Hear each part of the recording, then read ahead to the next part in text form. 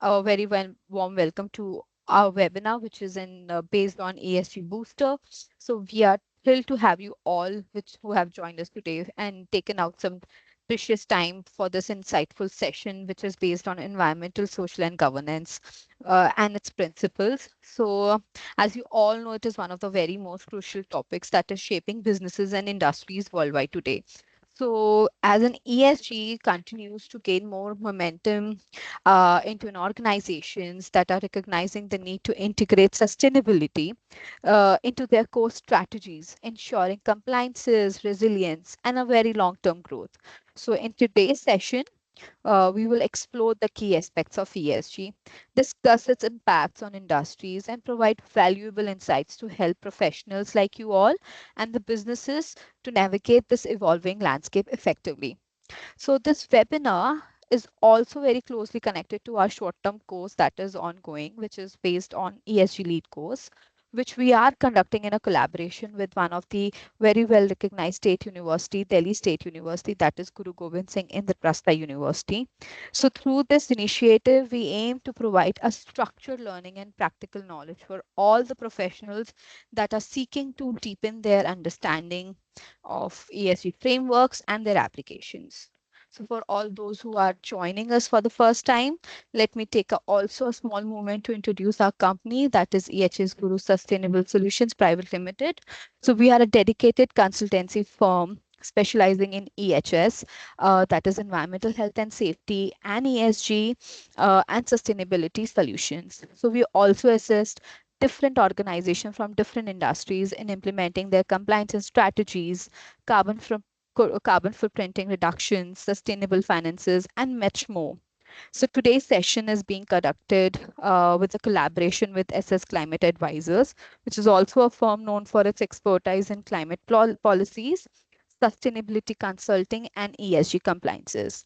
Once again, thank you all for joining us today. Also, I'll take a moment to introduce our trainer for the session today, Dr. Samiksha. She is a seasoned expert into renewable energy, sustainability, and climate sciences. So she has an over a decade of an experience that specializes in developing net zero strategies, and she has helped a lot of organization, which includes BFSI, achieving their carbon reductions, science-based with different science-based targets and a global sustainability regulations like one of that is carbon border adjustment mechanism. So she has plenty of an expertise into emissions governance, including GHG reporting also, which is, reduction strategies across industries, particularly in finances. So she has advised banks, investment funds, and financial institutions on climate risk mitigations. She has also worked with sustainable finances and ESG integrations. And much more, Dr. Samiksha has played a pivotal role in advancing green finances, working on green, blue, and ESG bonds, while collaborating with SEBI to integrate ESG considerations into regulatory frameworks. As a thought leader in a sustainability, she provides a strategic guidance to financial institutions and businesses, helping them align with net zero goals and adopt innovative financial mechanisms. So her work continues to drive impactful climate action across energy and finances and corporate sectors. Moving on, we truly appreciate all of your time and enthusiasm that you have shown us for this critical subject. And let's dive right into the session. So before we also begin, I would like to make a quick request to all the participants to ensure a very smooth and interactive session.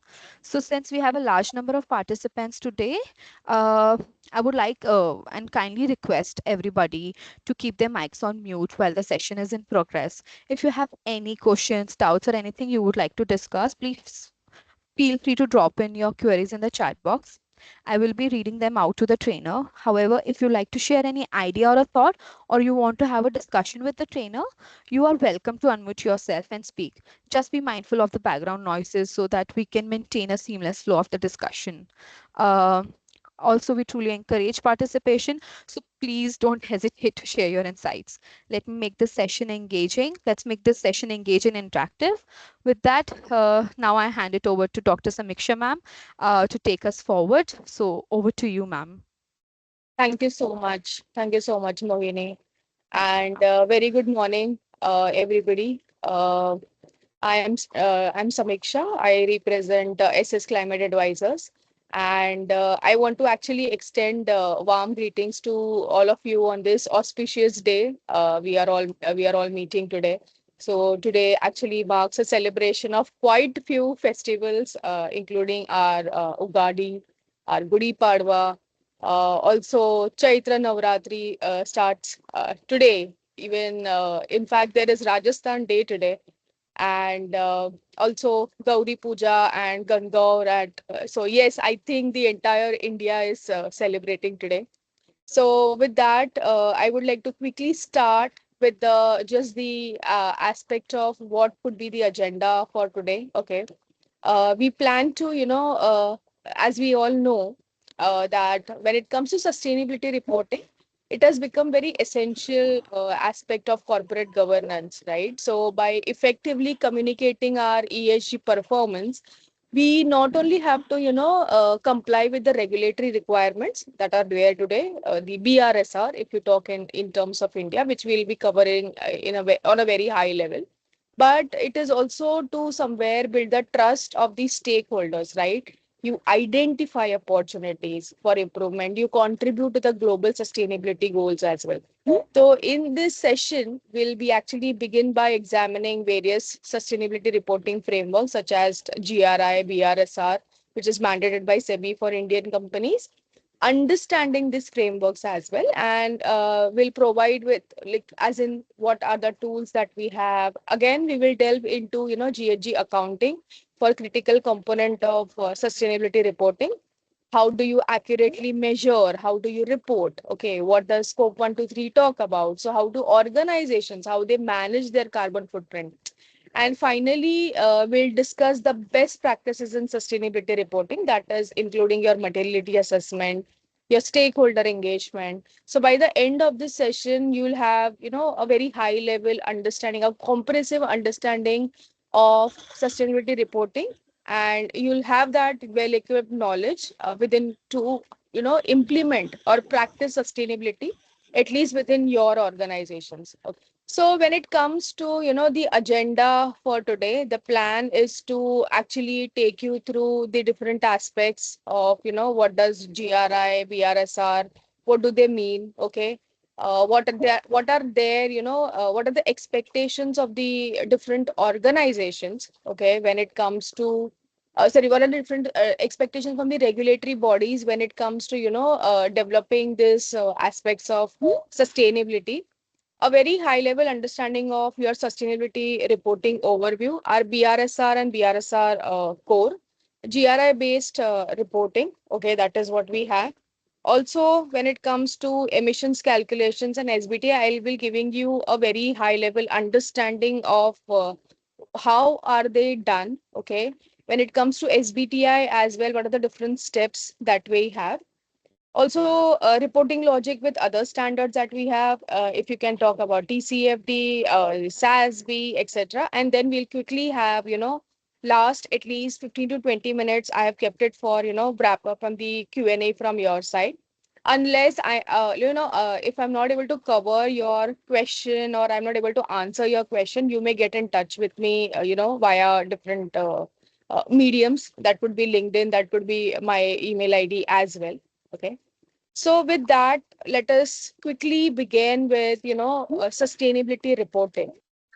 So let us talk about, the sustainability reporting, right? So we all know as of today, sustainability reporting, it has become somewhere the cornerstone of your modern business, right? When it comes to the aspect of sustainability reporting, okay, thank you. Thank you so much. So let us explore, sustainability reporting in detail. So when you talk about the advantages of sustainability reporting, one could be the enhanced risk management, right? So by systematically assessing your environment factors, your social factors, your organizations can proactively identify the risk that may impact their operations, right?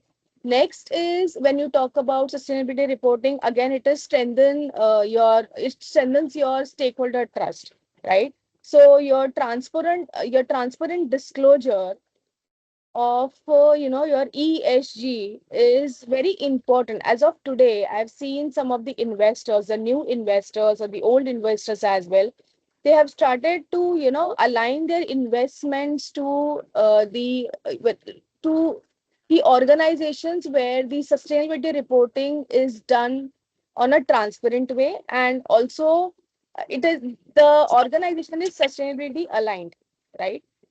Next is regulatory compliance and the competitive edge. So when you talk about, for example, the companies in India, okay, so first 1,000 listed organizations, right?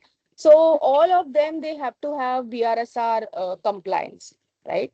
Again, when you talk about the cost savings, operational efficiency, when you discover risk and opportunities, okay, it also uncovers the opportunities that you can bring in to enhance your resource efficiency, right? That could be your energy, your water, your raw materials, etc.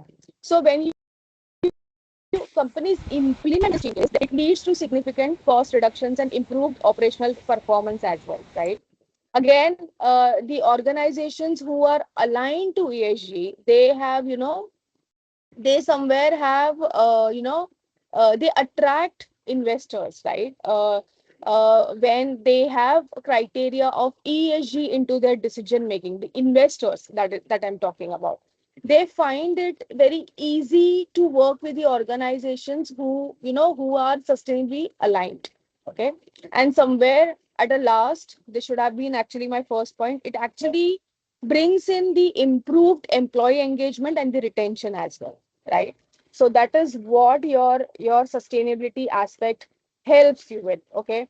One is now when you talk about the different aspects of regulations, okay, the regulations which are coming in from EU, from India, right? Every day you may see that there's a different forum of there are different numbers of regulation, there are different expectations from the countries that you export to as well, right? So that is what your sustainability will help you with. Okay. So again, very easily when you talk about sustainability reporting, what could be the standards in India as of now? You will see many reports which are aligned to your GRI, your BRSR, your TCFD, etc. Right?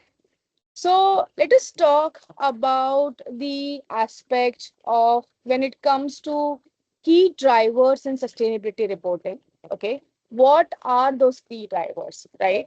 So one could be first could be your regulatory requirements. So the governments, your regulatory bodies, they somewhere are now mandating your sustainability disclosures, right? When you talk about EU, right? The European Union, CSRD, you may have heard of, Corporate Sustainability Reporting Directive. So it requires large companies to disclose the broad area of ESG information, right? Including your GHG emissions, including your social data, your community initiatives, etc. So as for now, if you talk about EU from the CSRD perspective, also in India. So in India, you have BRSR and BRSR Core, right? So also, in fact, financial institutions, the BFSI sector, they will be, having their first climate risk assessment done this year, right? They may have already been doing it, but they will be disclosing it in the framework as requested by RBI this year. So these regulations, they basically, aim to standardize the reporting practice. They ensure that your stakeholders have access to consistent and the reliable information. That is the reason. In fact, you will see on, I think, on 24th or 25th of March, we had a recent what do you say, the recent update with respect to ESG or the BRSR rather in India at least, right?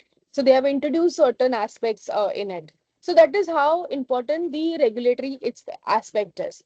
Next, talking about the investor expectations, I've already said the investors, they seek a transparency to assess the risk opportunities, right? Companies that if it effectively disclose their ESG performance, they enhance investors' confidence, right? And they potentially gain Next is your consumer and the employee pressure, right? So when you talk about the modern consumers or the employees as of today, right, they have become very sustainably, what do you say, they try and check whether the product that I am buying, right, whether that organization is, ESG aligned, or the product is, it has a minimum impact on the environment, right? So that is how it comes in. In fact, there's a huge pressure by the employees as well. I don't know if you had heard about the recent news about SBTi, right? So there were certain regulations which were not very impactful. They tried to bring in, changes in the corporate standard, right? So there, the employees were not very aligned to it. That why would you use carbon offsets, right, for reducing your scope 3, and the entire employee stakeholders as employees, they're revolted against their senior management to change that position. Next is your risk management. So, when identifying and disclosing your sustainability related risk, even though most of the organization, they don't show the negative impact of their operations on the environment as of today. Okay. But now, when it comes to the reporting standards like TCFD, they ask you to report on such things as well, so that, you're effectively able to mitigate the risk and bringing long term, opportunities as well for the operational stability. Lastly is your competitive advantage. So when you talk about organizations, how they want to lead in the sustainability, okay, when you do the gap analysis for any organization, right, usually you do the peer analysis, right? You want to try and see where does your competitor stands, right? So why do you do that? That is to understand where do I lack as an organization, right? So when you talk about the entire landscape of sustainability, okay, or the corporate sustainability, it is corporate responsibility, it is, we do understand that it is still evolving, right? So when you talk about innovation, so there's a good aspect, or organizations have started exploring aspects like circular economy, sustainability aligned aspects. They're also, having more and more inclination towards checking science-based target initiatives, etc. Right? Then let us come to quickly when you talk about, the aspect of voluntary and mandatory reporting, right? So when you talk about, the distinction between two, voluntary and mandatory, okay, sustainability reporting, uh, let us understand, their unique characteristics, your benefits, your challenges, etc. So your voluntary reporting, please keep your mics on mute, please. This is a request. Thank you. I'm not sure somebody is still has unmuted. Please just respect the platform and respect everybody who is here. Please. Thank you. So when you talk about, voluntary reporting, it refers to your disclosure of environment, social and governance by the organization, which is beyond, what is legally required. For example, in India, when you talk about, there are organizations who actually have, you do not have binding to developing a GRI report, right? So they may have a mandate from, SEBI with respect to BRSR, but it is not, somewhere, there's no pressure for them to, report when it comes to the GRI as a framework, right? So they do it Ma'am, sorry to voluntarily. disturb. Excuse me. Yeah. Ask your host to lock all the persons. They can mute the sound, right? Because I Yes, think sir. Bridge Gupta is always in the mic. Yeah. Yes, sir. Okay. Okay. So when it comes to the characteristics of, voluntary reporting, it is more like the organizations, they have, Uh, I think still this person is making trouble. Host side, can you please mute all the participants chat? Because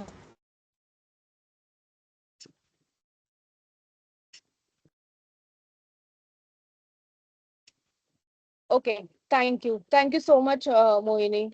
Okay. So moving forward, when you let us quickly come back to the space, guys. Please, I'm just requesting you, like all of you. Okay, please don't, let us not make this a mess. Okay, everybody is here. Everybody is here to listen, and everybody is here to learn. Okay, let us not, cause a hindrance in that. Okay, we have time till we already have started 15 minutes late. Okay, and we have to finish it by 12:30. Otherwise, I'll not be able to finish by 12:30, and we'll not have that session of question and answer. It will become all mess. So let us just respect each other's space, and let us just keep ourselves on mute for some time. You will be given time to come down and ask your questions. You feel free to open your like unmute yourself and ask your questions. But for now, let us just respect each other's time as well. Today is Sunday. I do understand. I know most of you may have some questions as well, but let us just respect that space. Thank you so much. So when you talk about, the voluntary reporting, for example, let us say, again, I would like to repeat this. So BRSR is like for first thousand listed, it is a mandatory reporting aspect, right? But when it comes to beyond 1000, it could be which they may be doing voluntarily. Similarly, there are organizations who do GRI reporting as well, who do develop their sustainability reports in alignment to GRI as a framework, global reporting initiative, right? So there, when you talk about what happens is it is not mandated for first thousand listed to have GRI reporting as well, but they may be doing it for on their voluntary aspect, or could be a requirement from the investor, right? So that is but what benefits that voluntary reporting brings in is you as an organization, it is seen as you are seen as a very reputed organization, right? Your company's image as a responsible organization which is operating out of India, etc. It looks appealing to your customers, your potential employees as well, right? Again, we do understand there is a lack of standardization. We have so many sustainability reporting frameworks, but as of now, let us just stay with GRI. And again, it that is one of the aspect where without external verification, okay, the stakeholders may question the accuracy, right? That is the reason GRI also talks about your verification, and even our BRSR talks about the verification. Now, quickly coming to the mandatory reporting. So when you talk about mandatory reporting, it involves compulsory disclosure of ESG information as required by laws or regulations, right? So obviously, if there's a regulatory compliance, you have to report it, you have to develop your report as per the framework given, etc. Then, when quickly talking about, let us say, the case study of EU, right? So, when it comes to EU's CSRD, the Corporate Sustainability Reporting Directive, there are some organizations who have been mandated to report on these aspects, right? So, they will have to obey to the framework which is provided by CSRD and report in accordance to that, right? Before this, I would take like 5 minutes for you to ask your questions. You can, put up your questions in the chat box if there are any questions, because I'll be, taking you through the BRSR aspect. Yeah.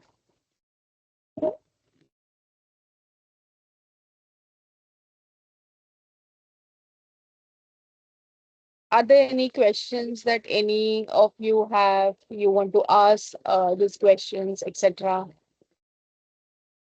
Uh, to all the part. Okay, so we have one question, ma'am, from Nitesh. So what is BRSR, CSRT slash IFRS? So he Okay. has this question. Yeah. We have one more So question from Mr. Virat. He says how BRSR is different from GRI. So let me answer the first question. What is BRSR, CSRD, IFRS? These are the different frameworks that you can report for, you can use for reporting. So for example, when you talk about BRSR, you may have seen the structure of BRSR, right? I'll be opening that structure as well. So BRSR has its own framework. For example, name of the company, they ask you to report on your greenhouse gas emissions. They talk about, when it comes to the aspect of sustainability, okay, how aligned is your organization from ESG aspect, whether you have certain policies or not. So that is what your, these are different frameworks. We will be having deep diving into not the CSRD, I'm sorry, but at least the BRSR and the GRI. So these are the different frameworks of reporting. Yeah. Next, about how BRSR is different from GRI. So if you look at, the BRSR, okay, BRSR, I would still call it like a smaller version of GRI, okay. Uh, Again, GRI is very comprehensive. The metrics that you have, the KPIs that you report, okay, they are huge. Okay, but I would still call BRSR as a smaller version of GRI. If you compare both of them, the metrics have been taken from GRI to BRSR. Okay, the important metrics. Okay, and they have developed the aspect of BRSR. Next question, how does CSRD and IFRS fall into category of mandatory reporting? BRSR is definitely a mandate in India. So yes, that is correct. So when you talk about BRSR, the framework mandates the sustainability disclosure for certain companies. Similarly, your CSRD in European Union establishes the mandatory sustainability reporting requirements. Okay, in your European Union. Okay, here we have context in terms of thousands. So there is also a alignment of some of the organizations who have to report CSRD. Okay. However, your IFRS, which is your International Financial Reporting Standards, okay, it is developed by your ISSB, which is your International Standard Sustainability Board, ISSB, okay, which serves as a global baseline for sustainability reporting, but it is not inherently mandatory. Okay. So as for now, when you talk about CSRD, again, a directive enacted by your European Union to enhance, sustainability reporting across the member states of EU. Okay.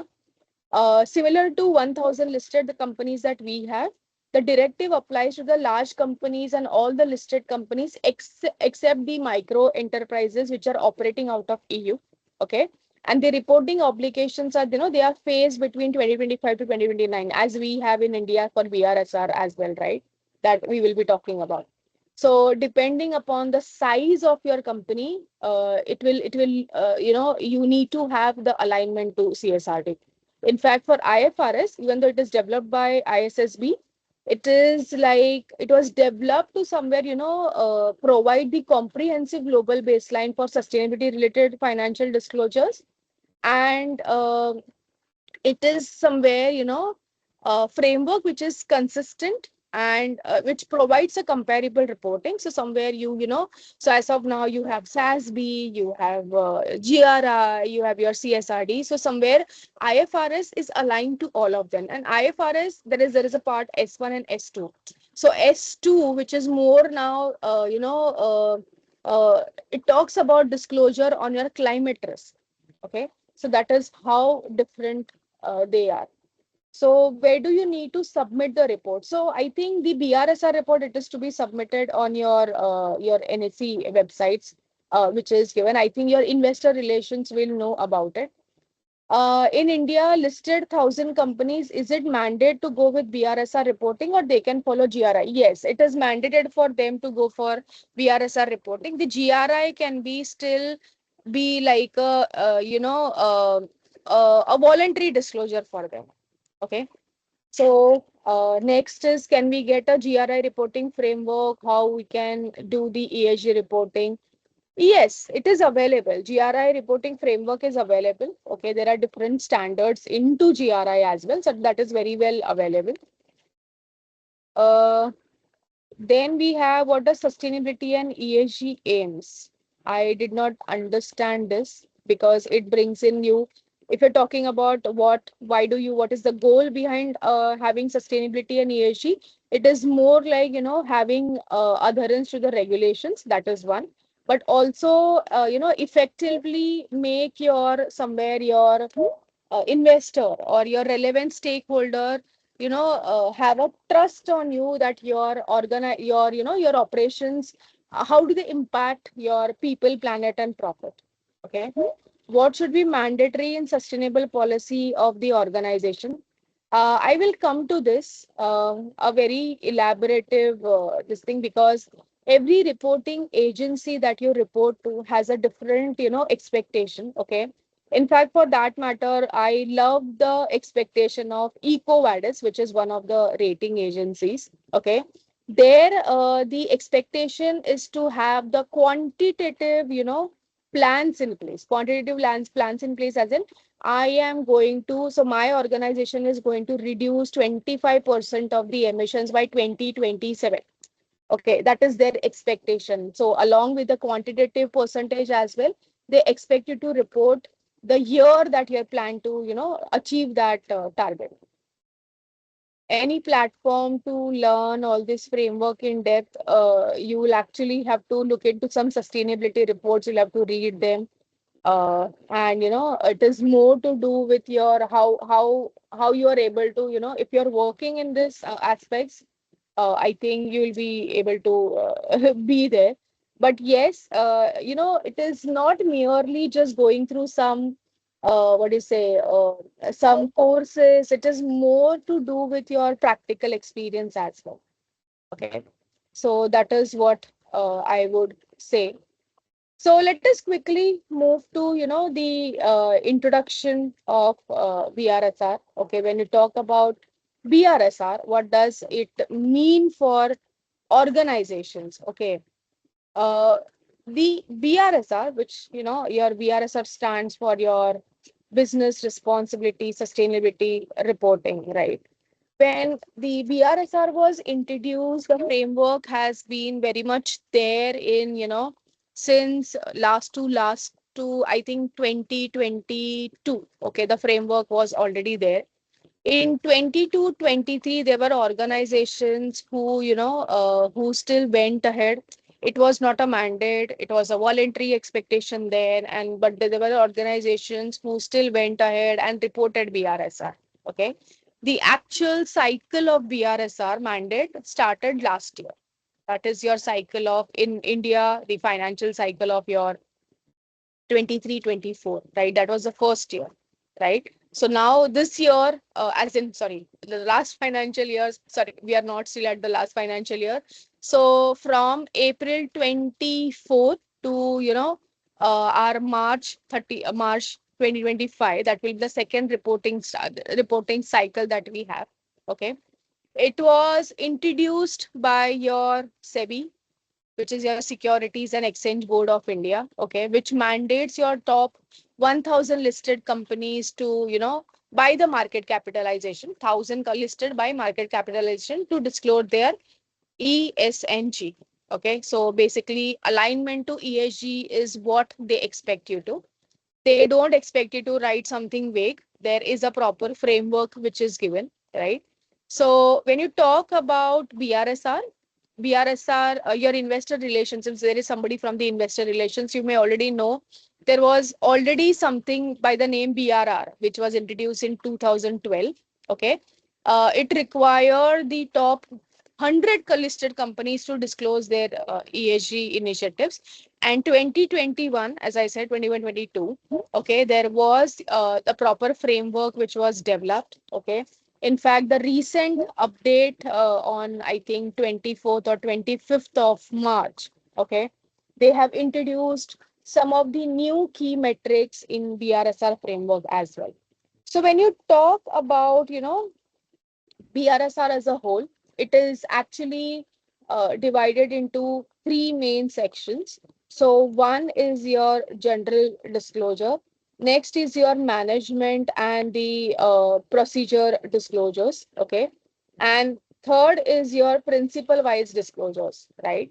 So general disclosures, it is more to do with your, basic information about company, what are your products, what are your services, locations of operations, your subsidiary, your employee demographics, etc. Right?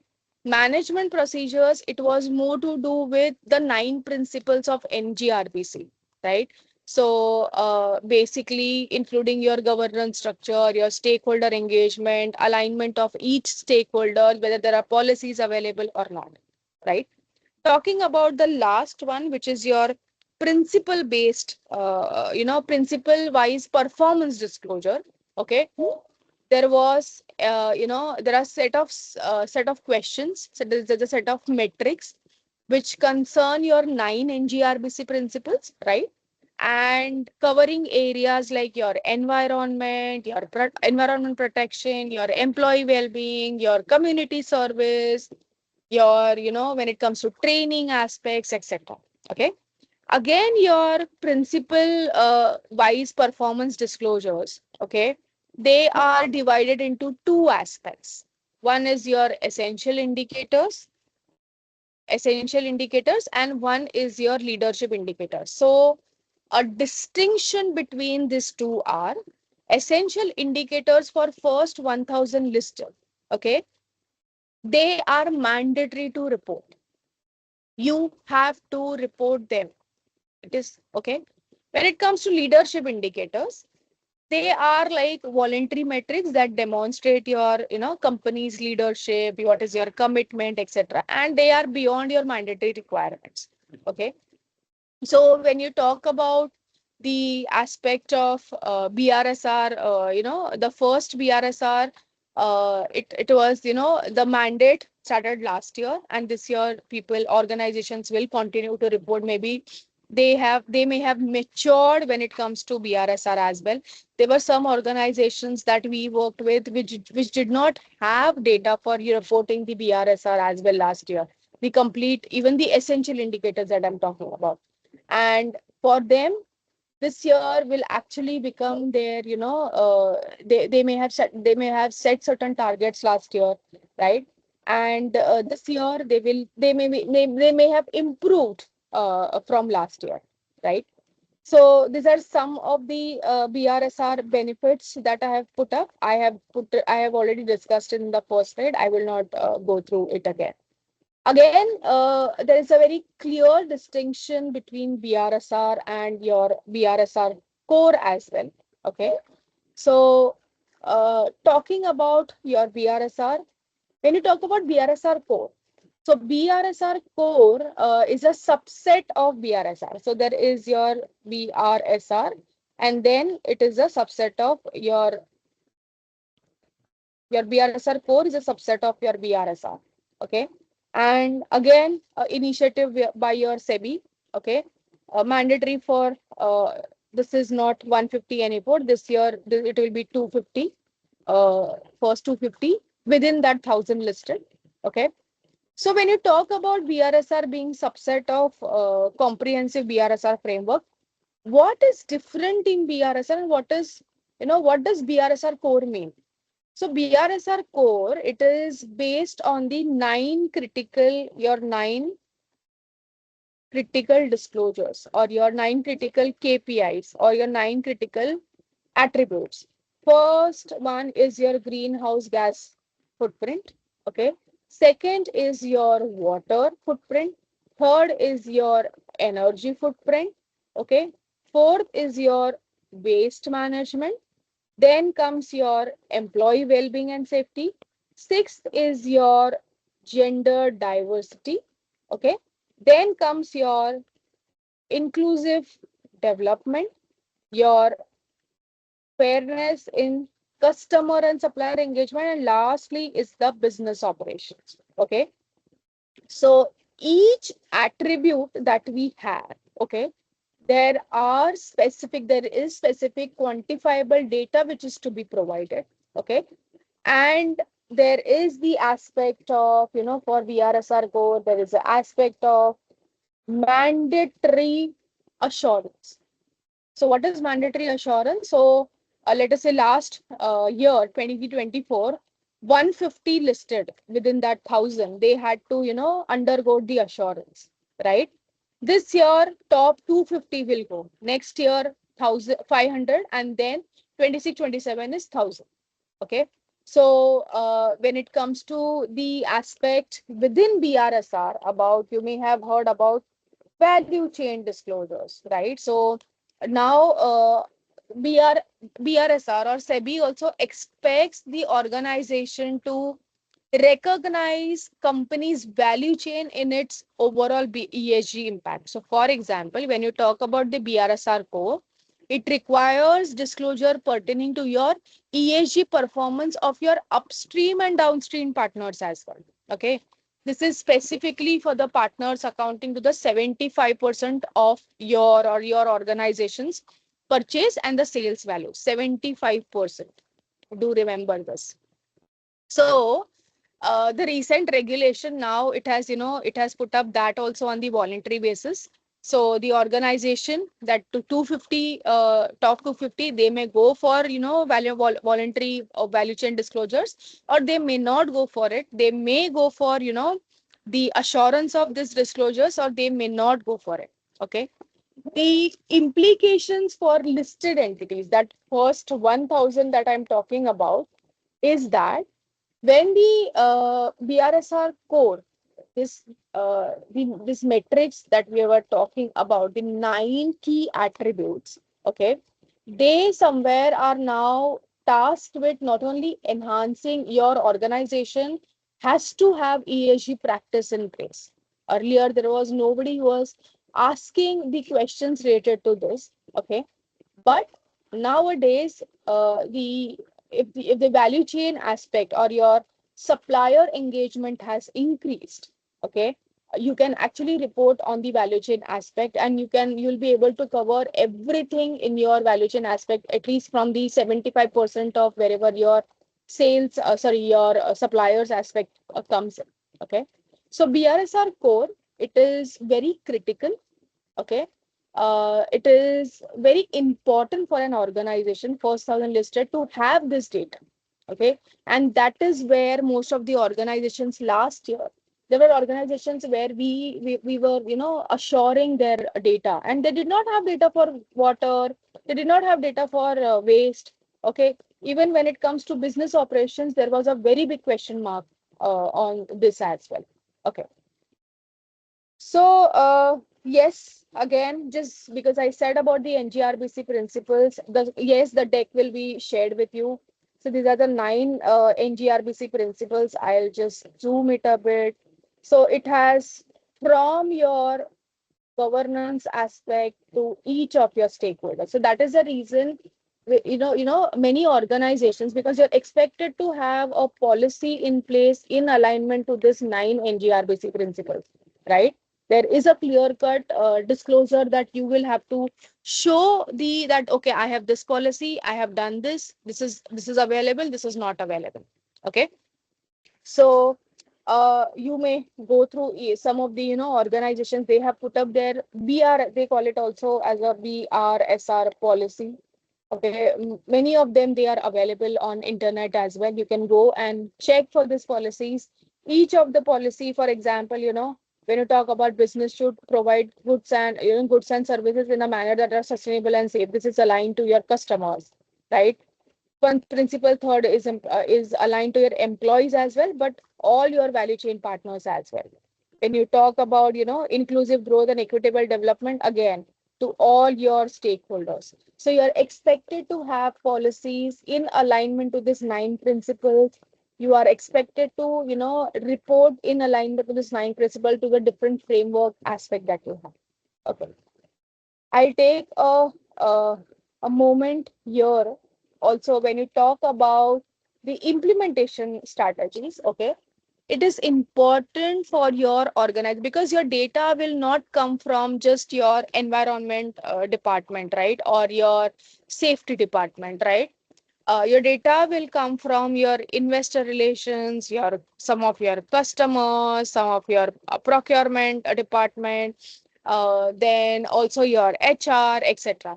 So usually the implementation should start with creating a awareness of this 9 principles. Okay, with last year's BRSR, with this year's BRSR as well, whatever we are doing, we have actually started with awareness sessions for different, different stakeholders, including the senior management. Okay, and after that, you set a system in place. Most of the organizations, they may have done it last year itself.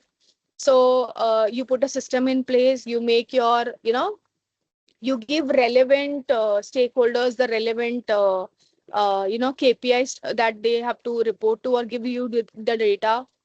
You keep talking to them, you keep explaining this KPIs to them, and maybe then you collect the data, and you'll have to refurbish the data in the format that is available for BRSR, right?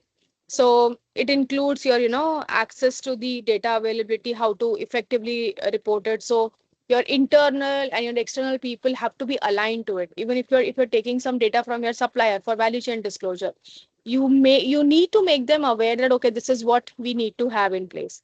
Set up the governance structure. So there were many organizations who did not have governance structures as well. That, okay, I have a board oversight, then I have certain people. Let us say I have a CSO. Then beyond the CSO, there is a lead sustainability officer, and then under the lead sustainability officer, you may have different people collecting the data, different departments collecting the data, right? So because it will come from cross functional teams, it is important for you to have alignment to that as well.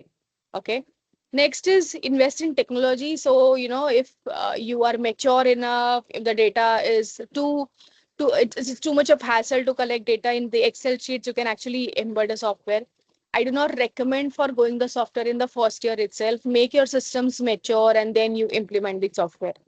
And align with the materiality and stakeholder needs, because let us say you have a policy.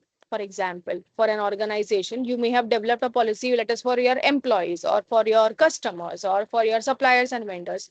Have their say in that policy. It is very important to open that policy for that relevant stakeholder consultation, so that they will also know that, okay, they will feel important, right? So that is about BRSR. Again, I'll take like 5 minutes for you to drop your questions. Please ask your questions so that I can, take up the questions. Okay, there are some questions already. Ma'am, how to calculate carbon emissions? Because our organization, I'm sorry, I don't know. Okay. So when it comes to carbon emissions calculations, usually I will take you through that aspect as well. You follow the framework of, GHG protocol, which is your greenhouse gas protocol. But if you're talking about European Union, it is more to do with your carbon tax, which is your CBAM, your cross-border adjustment mechanism. Okay. The methodology is a bit different, because they, there they expect you to do the calculations from the mass balance aspect. Okay. Kamlesh, if you need more insights to this about the CBAM, you can connect with me later. I don't want to take up a time for, taking it to the CBAM. That is not the agenda today. Next is, ma'am, could you please repeat this 9 disclosure? So are you talking about the 9 attributes? I did not understand. Okay. So the 9 attributes that we have are like GHG, your greenhouse gas emissions. Okay. Then comes your water footprint. How much is your water consumption? How much have you, how much have you reused, etc., etc. Okay. Then comes your energy footprint. Okay. How much energy have you consumed, both from the fuels as well and from your electricity as well. Energy does not only mean electricity, it means fuel plus your, your electricity plus your fuels as well, whatever consumption you have made. Then comes our waste management. Sorry. So waste management somewhere embracing the circularity. Okay, if you have any aspect of circularity. Then is the employee well-being and safety. Okay. Whether you have trainings, whether you have certain incentives, etc., etc. Then comes gender diversity within your employees as well, and the senior management as well. Inclusive development. Okay. There are, even though right now it is more like male female, but not just that, equity, also, treating your employees fairly. Okay, so it should not happen that there's a male employee which is on one position with X salary, and there's a female employee with on the same position with a lesser salary. Okay, they have to have, fairness. Okay, when it comes to their development as well, they should be given equal opportunities. Then the fairness in customer and supplier engagement. Okay, how much of percentage, have you, bought from the local suppliers, etc. Then the business operations, more to do with, whether you have provided employment, etc. Okay, so these are the 9 attributes. Okay. Next question, if there's any question. Is it advisable to integrate sustainability with automation for smoother operations, whether it is brings in data accuracy or not? Okay, so it actually brings in data accuracy. Okay, but my recommendation is, take some time to make your systems mature. Okay, tomorrow, so one of client of ours. Okay, they actually have got a software. Okay, and now what has happened is that software has become too much of hassle for their stakeholders who are collecting the data. So make sure your systems are mature, and then you get into something like automation or, AI for this. So any particular software for BRSR? I have seen some softwares, but not very big fans of, this BRSR softwares. Yes, if your systems are mature, there are, uh, softwares which are available. You can just Google and you can check. What are the implications in case of any listed company fails to report on BRSR? And please suggest software. So I am not going to suggest any software. You can go ahead and you can do your market research for that, because a software which may feel, I would feel that it is very okay to be, implemented. It may not be the case, because different softwares, they have different interfaces, right? Your user interfaces. So as of now, I have not seen any implication in terms of penalty or etc. Maybe going forward, they would still, have certain implications. Again, there is a question, BRSR 9 principles. Could you tell me side heading? I did not understand this. I've already repeated, so I'm not going to report. Next is, ma'am, I'm understanding 250 companies and 1,000 companies because 9 key attributes is mandatory. I am not sure what you're trying to say, but this year, yes, 250 will have to report on BRSR and BRSR core as well. Okay. And it is mandated for them to go undergo the assurance or the assessment as well. Ma'am, it is mandatory. So for 250 listed, okay, it is mandatory this year. Okay.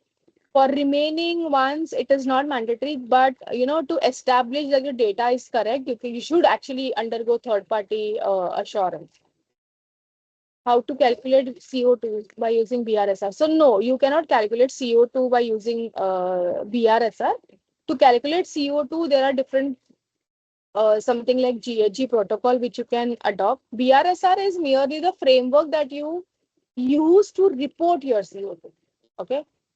Any sustainability certification available like ISO certificate. So there are many certifications available uh, as of today when it comes to the not just, I don't think so there is any ISO related, because there are different certifications of ISO, but For sustainability certification, you can just, do your market research. There are some which are offered by some institutes as well. There are some which are offered by different organizations as well.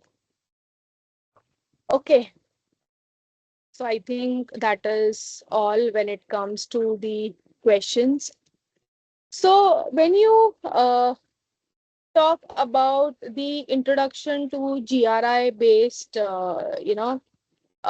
aspect, okay, or your GRI framework, or your global reporting initiative framework, right? So global initiative framework, it is basically a independent, it is an international non-profit organization, okay, which has developed framework for your sustainability reporting. Okay, it was established in 1997. Okay, and it provides the widely recognized standards which enable your organizations to measure and report your sustainability performance. Okay, these standards, these are structured into universal standard. Okay, then your sector standard, then your topic standard as well. Okay, which allows you as an organization to have a tailored reporting process, okay, or adoption throughout your operations. So, earlier when we did not have BRSR eco, okay, it was more to do with the aspect of, that how the organization should report. So, I don't know if you guys know. So, when the entire aspect of sustainability started, okay, the first thing that was introduced into the system or our ecosystem, okay, or people started talking about was social, right? There were some organizations who were actually, they faced a backlash with respect to their social aspect. They did not have proper policies in place. There was not a equity, a fair treatment. There was not ethical. The operations were not ethically aligned, etc. Okay. So when you talk about GRI, okay, GRI brought in more of your social and environment aspect. I'm talking about the social aspect after your pre-industrial, sorry, your industrialization, not pre-industrial, post-industrialization, right? Even as of today, if you read about, especially about the case of textile workers, okay, they still face lot of the operations of the operations where these workers work, okay, they still practice unethical. There are certain unethical practices which are still there in the operations, right? So sustainability initially started not just with the environment aspect, but actually it started with the social aspect, okay, and eventually the different people, different scientists, that started talking about the impact that we are creating on the environment of Earth. Okay, so when you talk about GRI, again coming back to GRI, so GRI, the universal standard, okay, which is applicable to all the organizations. Okay, it is again put up, sorry, in the three main aspects, which is your GRI 1, which is your Foundation 2021. GRI 2, again, it is more to do with your general disclosures, okay, and your material topics, which is your GRI. So GRI 1, it is basically outlining your key concepts, your principles for sustainability reporting, etc., providing the information about organization structure and governance and practices. And GRI 3 is basically, it guides the organizations in determining the reporting on the material topics. Okay. Again, when you talk about the sector standards, it was, it is more like tailor guidance for your specific industries. Again, addressing the sector specific sustainability impacts and consideration.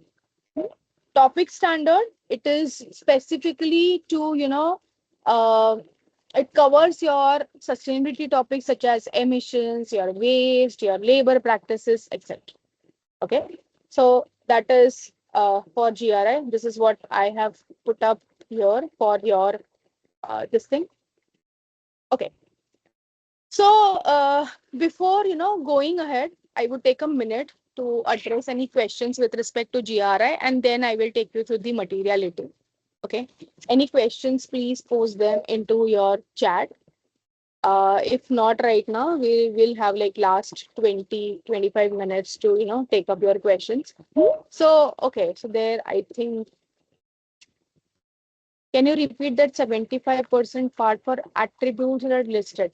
Okay, so 75% is more to do with your, your value chain aspect. Okay, so 75% it is like, so there are value chain disclosures, right? So for example, there are KPIs which recognize the significance of companies' value chain in its overall ESG impact, right? So BRSR Core, okay, it requires disclosures pertaining to this ESG performance of your upstream and downstream partners. Upstream as in somebody who is helping you in your value chain. For example, your suppliers and vendors. And downstream could be your customers. Okay. So specifically, this includes partners accounting to the 75% of the entity's purchase or sales by value. Entity as in you as an organization. For BRSR, the 1,000 companies are based on market capitalization. Yes, they are based on market capitalization. That is what I said. GRI look like WHO. No, no, no. It is what WHO is more like, based on, both are like, you can put them into non-profit, but GRI works more on the standardization of sustainability, and, WHO is more known for their health initiatives that they have. Which certification is best in the Indian market? Oh, I don't know. There are many certifications which are available, but my alignment would be to go with the certification which has which will have your certificate from your any of the universities. Okay. Since you stated that BRSR seems to be subset of GRI, would you know whether there is any particular sector that is more likely to get their business aligned to GRI? There are many of the organizations who already report on the, on the GRI aspect. In fact, for example, if you talk about Mahindra and Mahindra or Infosys or your L&T or your many of your, what do you say? Mm, your financial institutions as well. ITC, yes, Naveen has said ITC. So these organizations, they already were reporting in adherence to GRI. BRSR still came later, right? Uh, so Smruti, if you, if you really want to know some recommendations, I will not put up here. You can connect with me, later for this. Okay. Yeah. Any other questions with respect to GRI before we get into, materiality? So let me come to materiality. When any organization decides to adopt or has a mandate to adopt BRSR or your GRI, okay.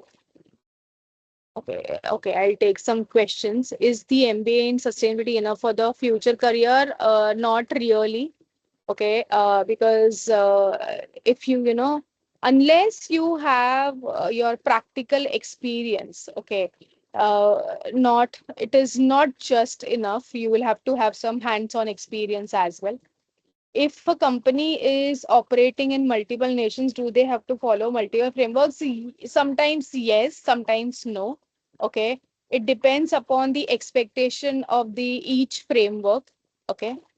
My slides are not available. Are you not able to see materiality in GRI reporting? You are able to see it. You're not able. You can just, give me a thumbs up if you're able to see the screen.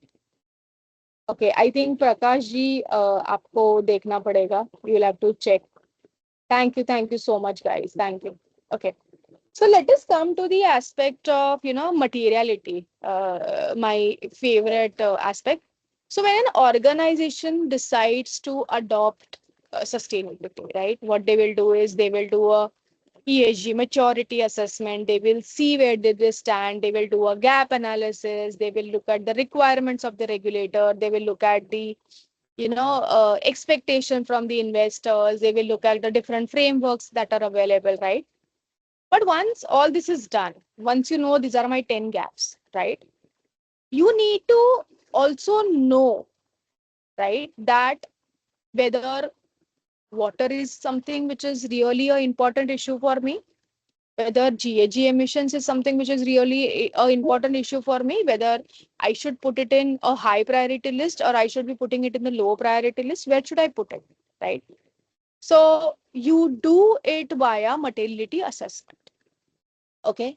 Somewhere the materiality is the fundamental concept in sustainability reporting, guiding organizations to, identify and focus on environment issues. Okay. These are most significant to your business. For some organization, the people practices, okay, that could come into from your employee well-being, your community initiatives, etc. That could be something which is like a very high priority, right? For many organizations, climate action, sorry, climate action has become a very important aspect. You will see every organization now, the climate action falls into a high prioritized area. So how do you assess this, you know? So what you can do is you do a gap analysis with respect to your, or you do a ESG maturity assessment for your organization, engage with a consultant, etc. Then what you do is you look at the peers, your competitors. Okay, what are their material issues, right? Then you also look at the regulatory aspect. What is going to be the important or something that is going to be the mandate for you as an organization going forward, right? You also look at the expectations of the different rating agencies. I have seen some organizations doing gap analysis in adherence to the DJSI, our Dow Jones. Sorry, just to understand what is the current requirement of the market. Okay. So once you are done this, you may see that, okay, I have list of now the 18 material issues. After doing that, after discussing it with the relevant stakeholders, etc. So I have, let us say, I have 18 material issues. Now what I will do is, I want to see that what could be the impact of these material issues on my stakeholders. My stakeholders, as in your customers, your suppliers, your employees, your regulators, your NGOs, your communities, etc., etc. Right? So once you have, your stakeholders, what you can do is you can actually design a survey to actually understand, okay, that how that each of that material issue impacts that XYZ. Okay. Again, when you talk about materiality, okay, materiality, it has like two types of materiality. Okay.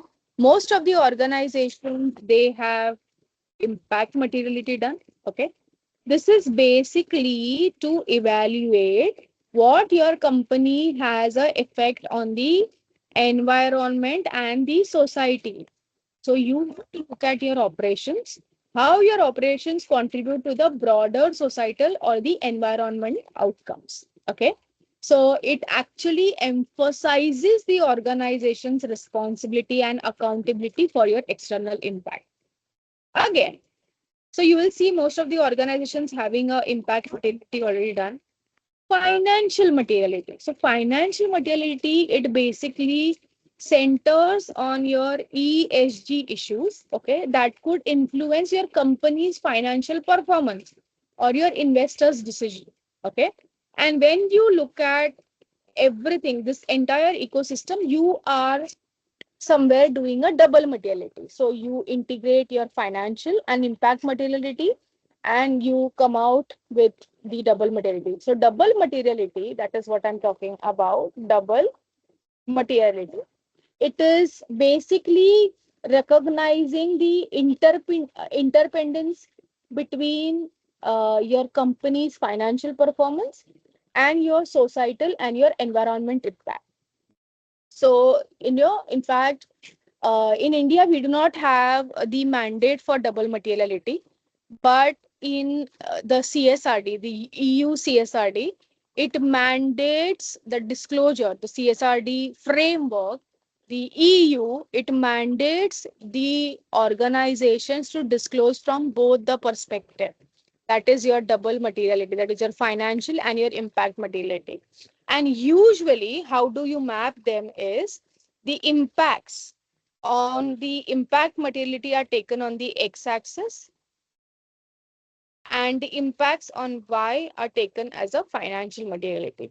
There are also some organizations who actually report them on different axes. Okay, earlier when you're talking about just going for the impact materiality, let us say your senior management is a very important stakeholder for you if you are just trying to map a impact materiality, okay, or just the financial materiality. So what organizations do is they map the outcomes of survey. Okay, x-axis is usually the senior management,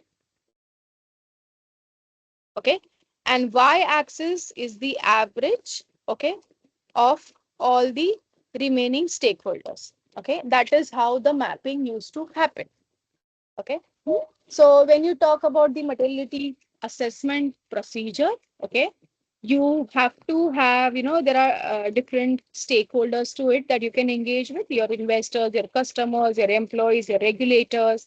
Okay, you can do it via survey, your forums, or your ESG committees, or the softwares which are also available.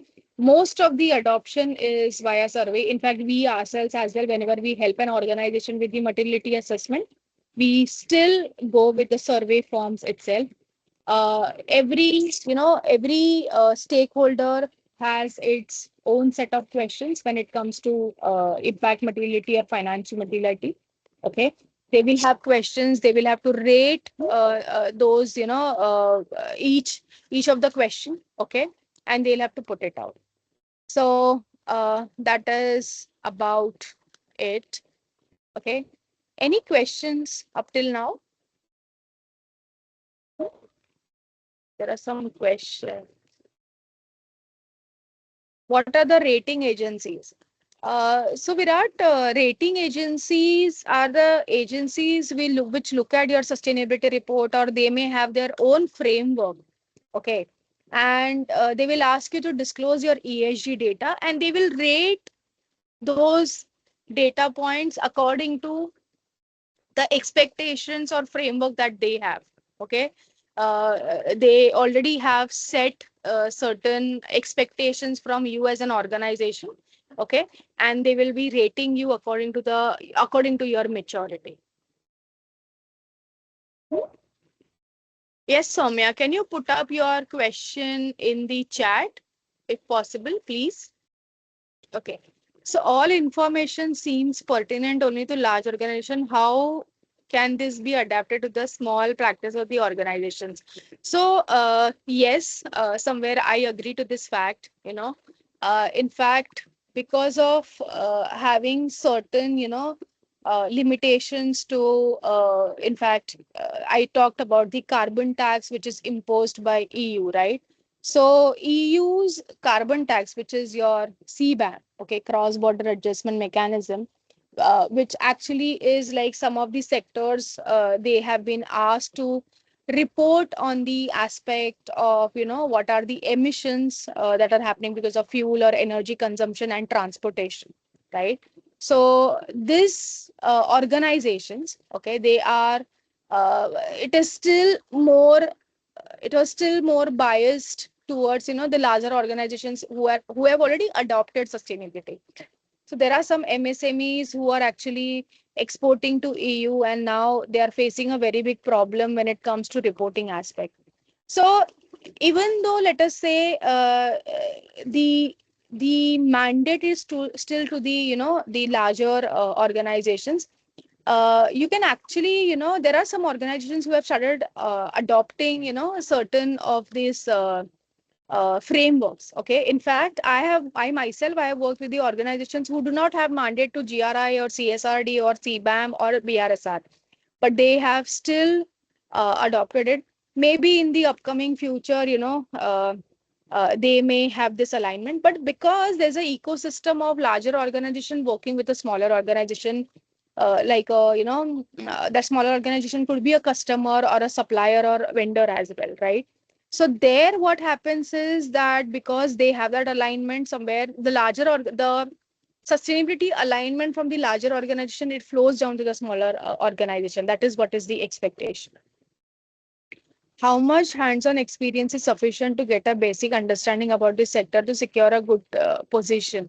Okay, I will not be directly be able to answer that, but at least having like sort of a 1 to 3 years of experience. Okay, because it is not that sustainability is huge, right? It is vast, and it's like every day there is something new that comes up, right?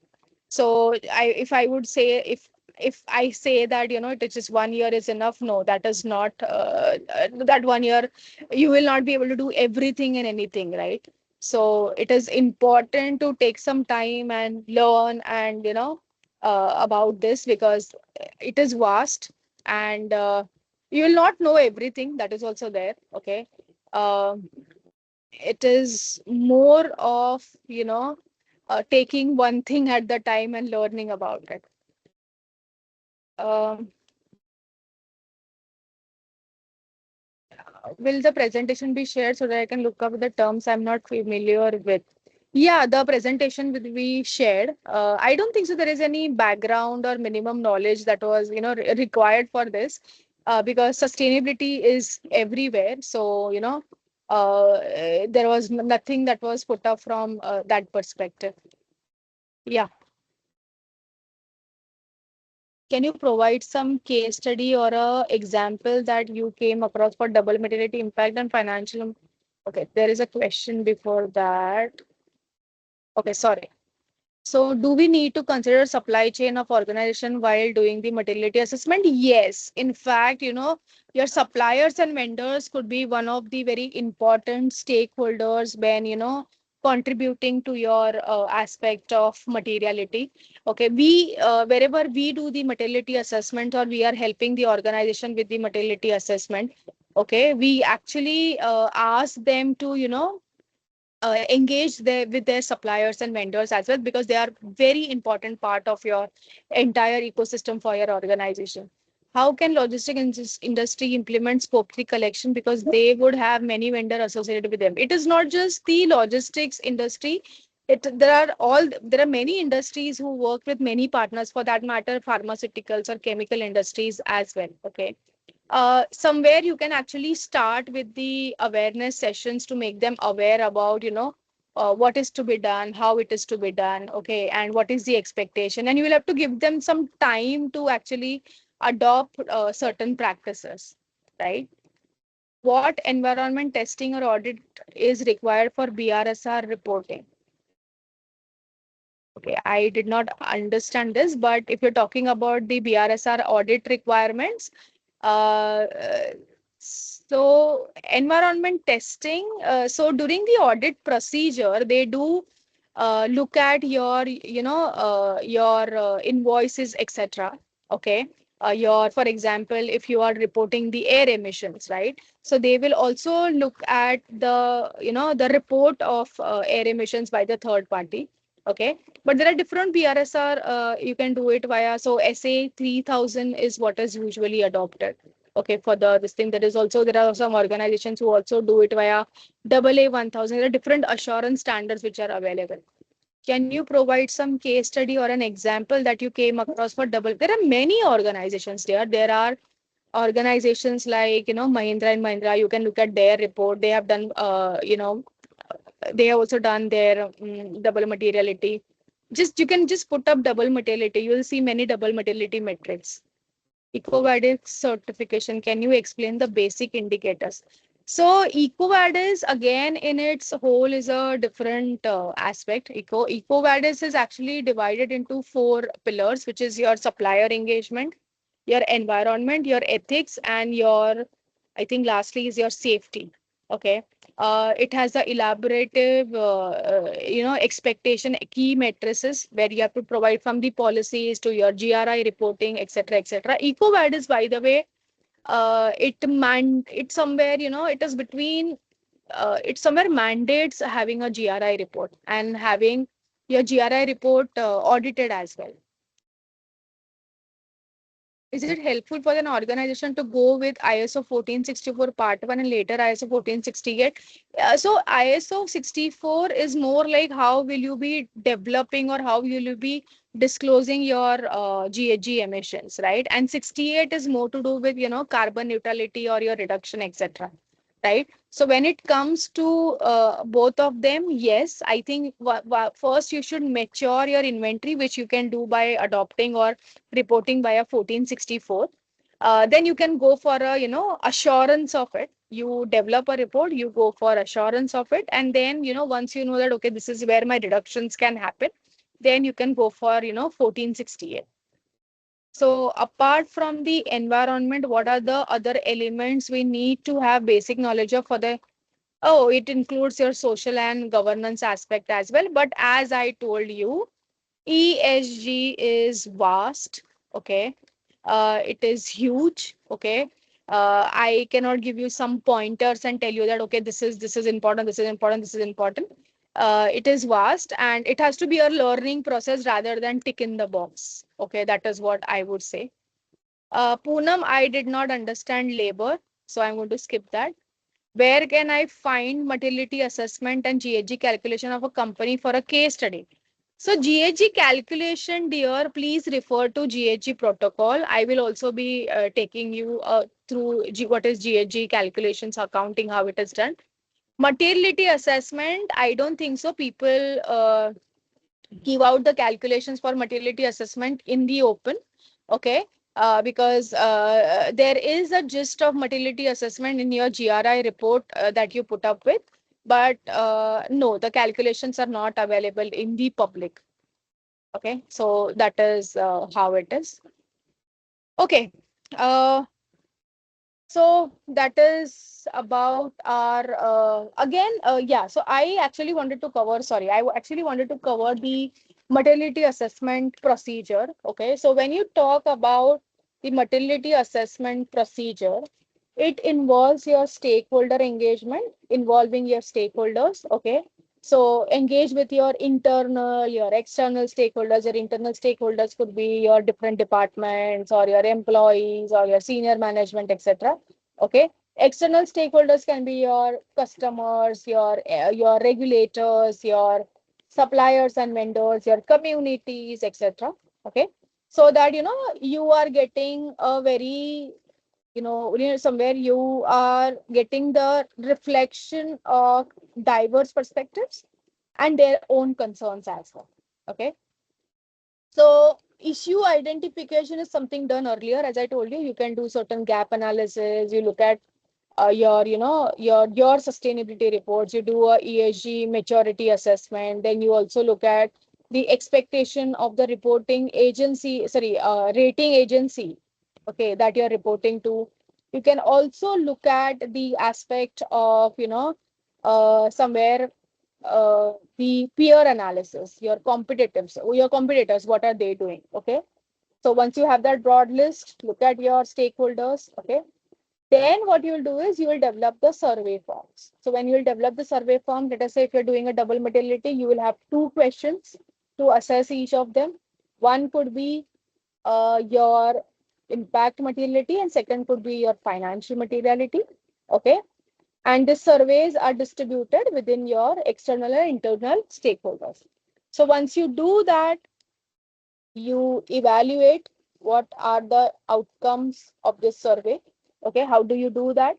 You look at the response from each of them. Okay, so as I told you, let us say if you're doing just the impact materiality, so your x-axis would be your senior management, usually, okay, Your y-axis could be your average of all the stakeholders. Okay.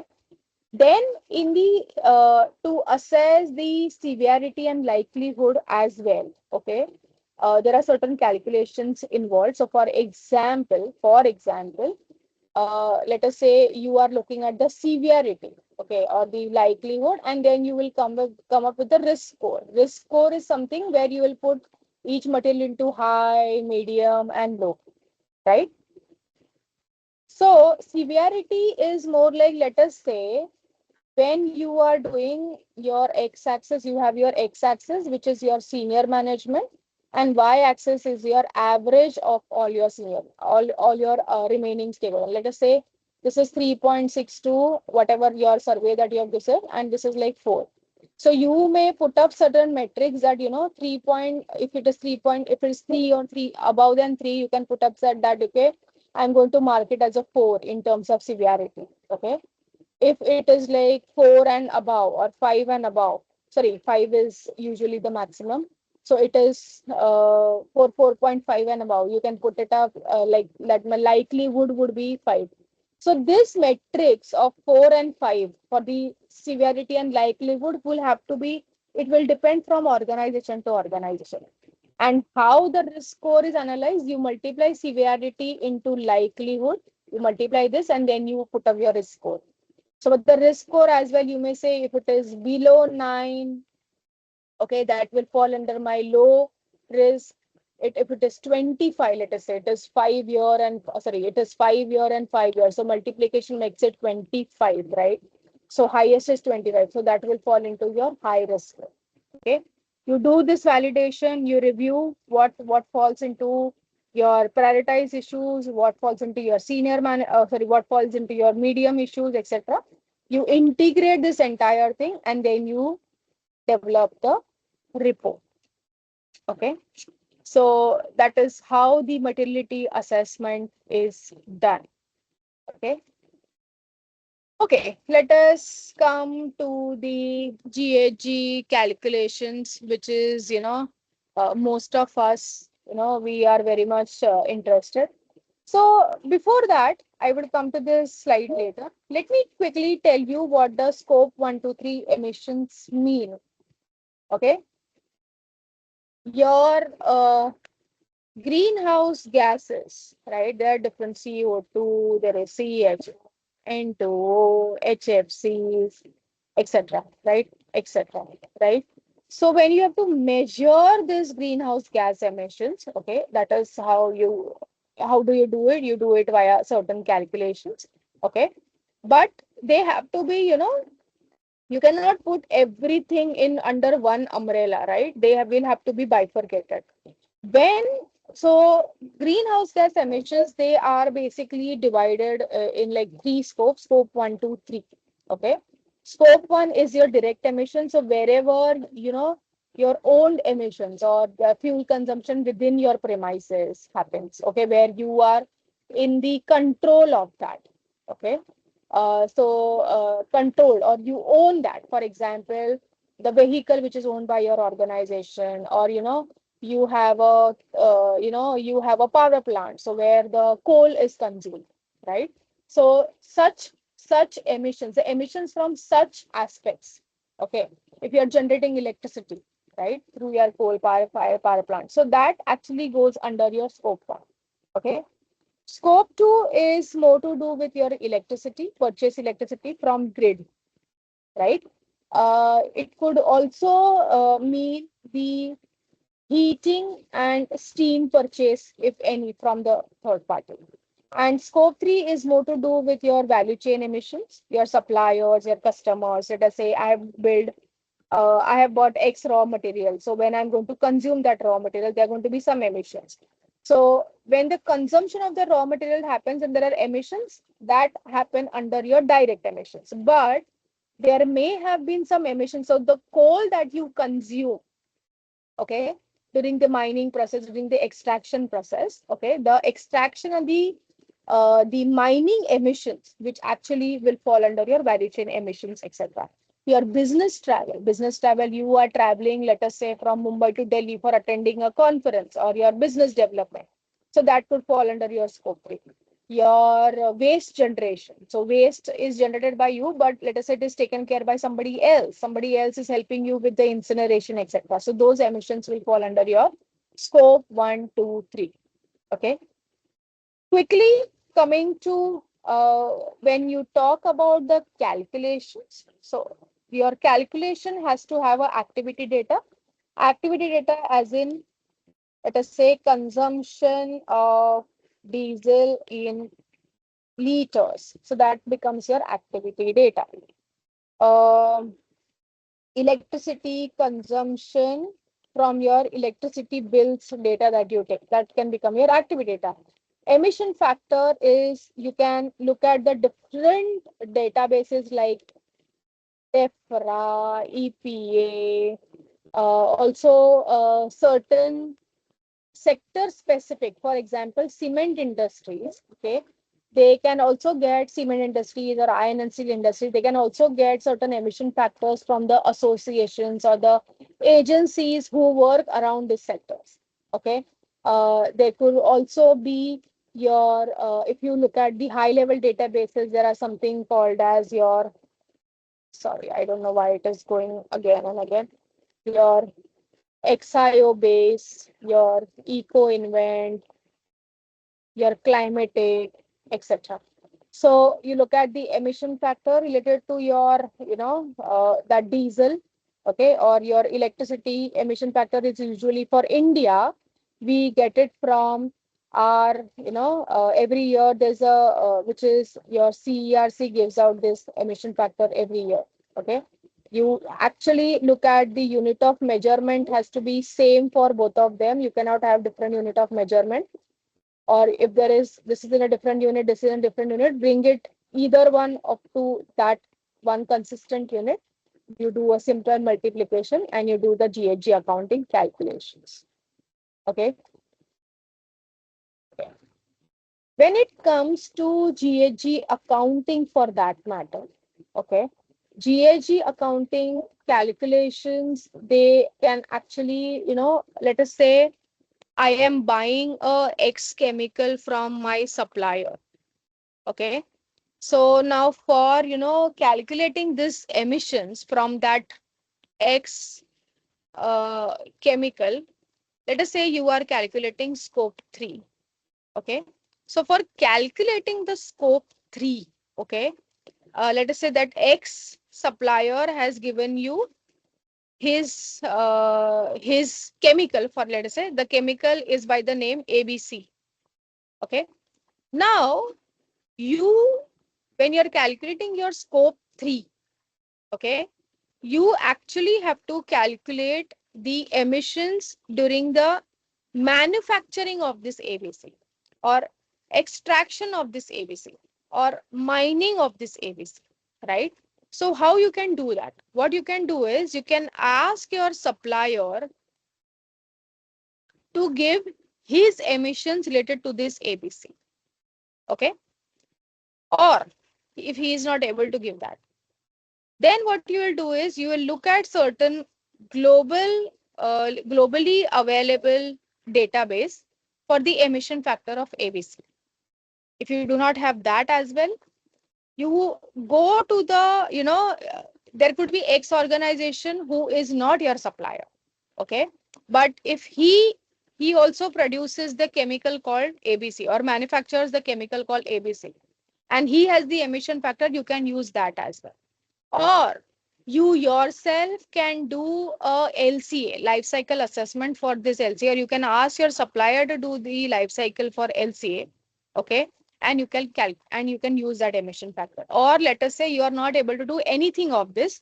You can look at the purchase, what do you say? Sorry, the monetary spend that you have done on this buying this ABC.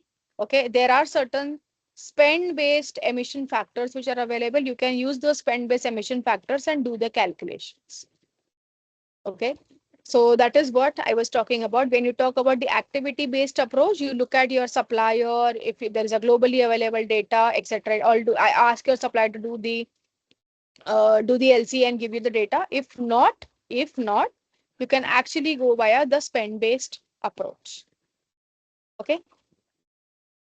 Okay, I would actually stop here for the any questions that anybody has. Let me quickly go to the chat box.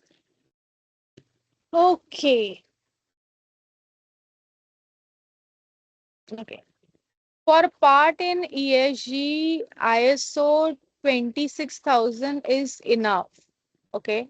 No, sir, it is, first of all, it is not enough. Okay. It is more to, so ESG is in its whole is, it is environment, social, and governance, right? But if you talk about ISO 26000, ISO 26000 is more to do with your social responsibility. Okay. It is more to do with, whether your organization is, is able to, is, so 26000 has, the core subjects like organizational governance, human rights, I think labor practices, fair operating practices, consumer issues, and community involvement and development, right? So those are core this thing. So it is again, it is more like a guidance. Not, it is not very intended for a certification process, but organizations do go for it. Okay. So 26,000 is basically, it aims to assist the organizations more with, implementing, maintaining, or, improving your social responsibility framework. Okay. Still very SS, not a very, G and E, G somewhere, not E completely. And 20,400, sir, it is more to do with your sustainable procurement. Okay.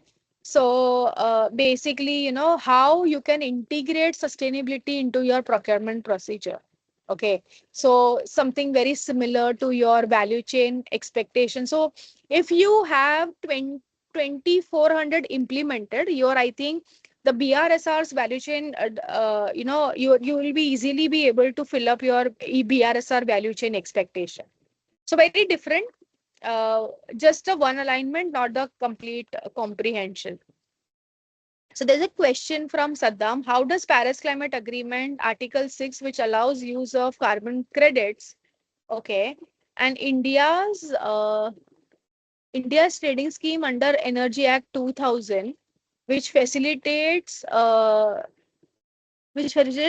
trading, aligns with the SBTi's position of not recognizing carbon credits for reducing GHG emissions? What are the implications of this difference for the companies aiming to meet their targets? Okay. So, not again a wrong question to ask to a wrong person, because I'm not a very big fan of carbon credits. I do not, agree with the aspect of carbon credits. Okay. Again, coming back to your question. So, Paris Climate Agreement, okay, Article 6 and the India's trading scheme, they both do talk about, carbon credits to meet the emission targets, right? However, SBTi from day one has been, they have been very restrictive. So they expect you to, even if you talk about SBTi as a whole, okay, the expectation is to reduce your emissions by at least 90%, and for the remaining 10%, you can purchase your credits. So the expectation is that you as an organization, you have to reduce your emissions to 90%. Okay. And so they also have, if somebody like you has worked on SBTi, so SBTi allows you to take targets on two aspects, right? One is near term, one is long term. So near term is more like the last year that they give you to achieve this is 2035, and long term is 2050, right? So you'll see many organizations taking near-term targets. They have to reduce at least by 63%. That is what a very vague number that I'm giving. Yes, but 2050 is 90%. Okay. So they say reduce by 90%, and for remaining 10% you can still buy carbon credits. See, Article 6 is, again, it is, if I have to talk about carbon credits, 6.2 is like transfer of carbon credits, right, for your NDCs, etc., etc. 6.4 is having a mechanism, a global mechanism to, promote the emission reduction. So if you look at India's carbon trading scheme, right, it is again based on your cap trade mechanism. Cap trade mechanism, as in, let us say, there is a X organization, there is a Y organization, and both of them, they have been given the target to, maintain their emissions up to 1,000 TCO2. Okay, X is able to do it. Okay, Y was not able to do it. Y exceeded by 500, right?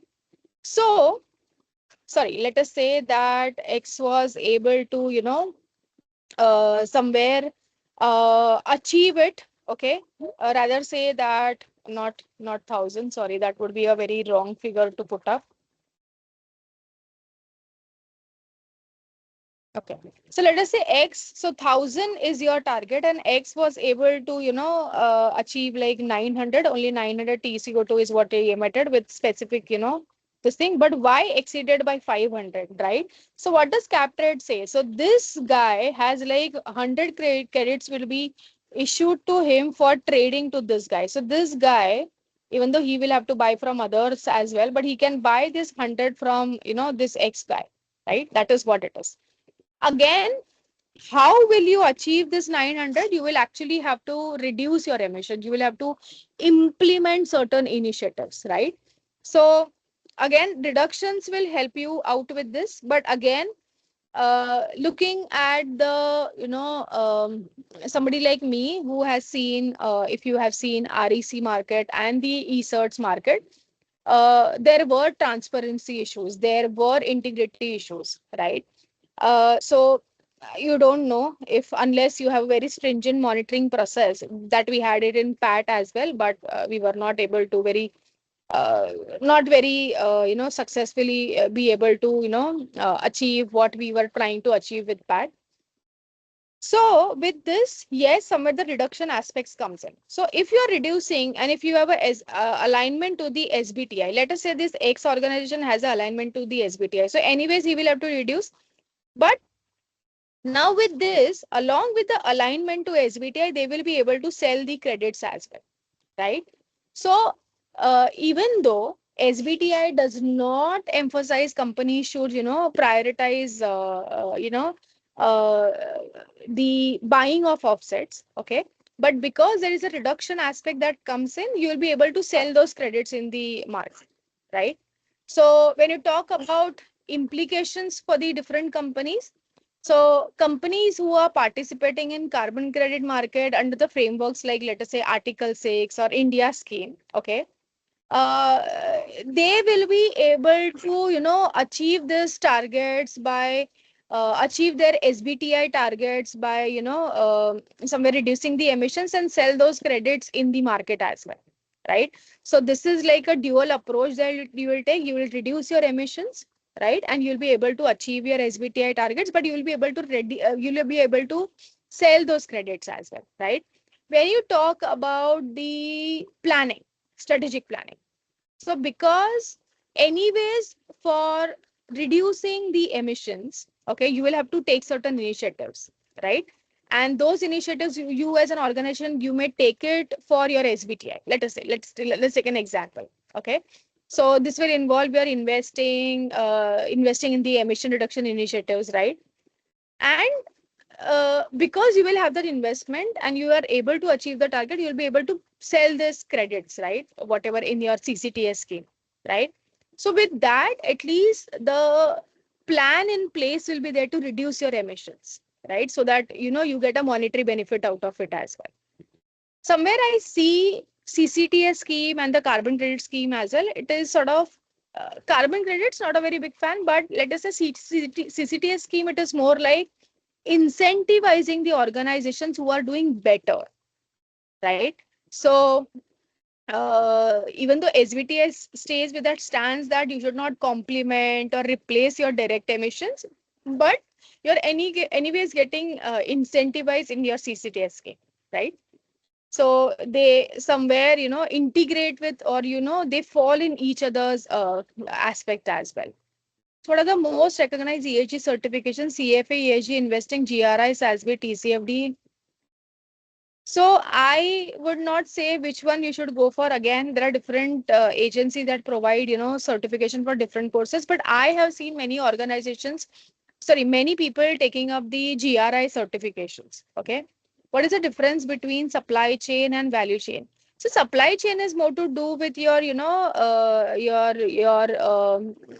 suppliers and vendors, but your value chain is your entire value chain, as in your employees, your customers, your communities, etc., all your stakeholders. Can we have severity factors for GHG emissions as per GRI standard or any other standard? If you're talking about emission factors, you will not get the emission factors in GRI. You will actually have to go through the databases of DEFRA or EPA or XIO base or EcoInvent. That is what I was talking about. So Nandini has said, when we ask supplier to give their scope, will it be for scope? Will it be for all scope or scope 1 and 2? For right now, you can actually start, Nandini, you can actually start with, scope 1 and 2, and eventually, if your supplier is a small and not sustainability aligned organization, you can start with scope 1 and 2, and eventually you can ask them to, get into scope 3. What is the criteria to be used for scope 3? GHG protocol. Use GHG protocol to, you know, to check which. So because in in scope 3 as well, there are 15 categories to it. Okay. Um, and we do plan to have a separate session for just the GHG accounting as well. So we will go through that as well, that what does each criteria mean, not category mean. So not all the 15 categories are, required for all the organizations, right? How do we estimate emissions from financial expenditures? So there are emission factors available, okay, on the spend based aspect. Okay. Can you tell another example for scope 2? So Arunji, scope 2 is the, let us say, you as an organization, you are buying the electricity from the grid, right? Your Indian grid, right? That is what your scope 2 is. Let us say there was an organization that we worked with where they were buying steam from a different organization, right? And so that procurement of that steam is to be put up in scope 2 as well. Naveen ji, I did not understand your question. What is S? S part? I did not understand. S is your social aspect. Your employees. What are you doing for your employees, your communities, your customers, your suppliers and vendors, etc. Okay, is it helpful to have a GARP SCR certification? So GARP SCR, me as a climate risk professional, it is still more, making you understand about what is climate risk assessment. It is helpful in making you understand what is climate risk assessment. But again, for you to become a climate risk professional, you will have to have hands-on experience. Ma'am, when we book a EV cab after completion, it shows how much CO2 saved, this much of fuel avoided, how they promptly calculate that.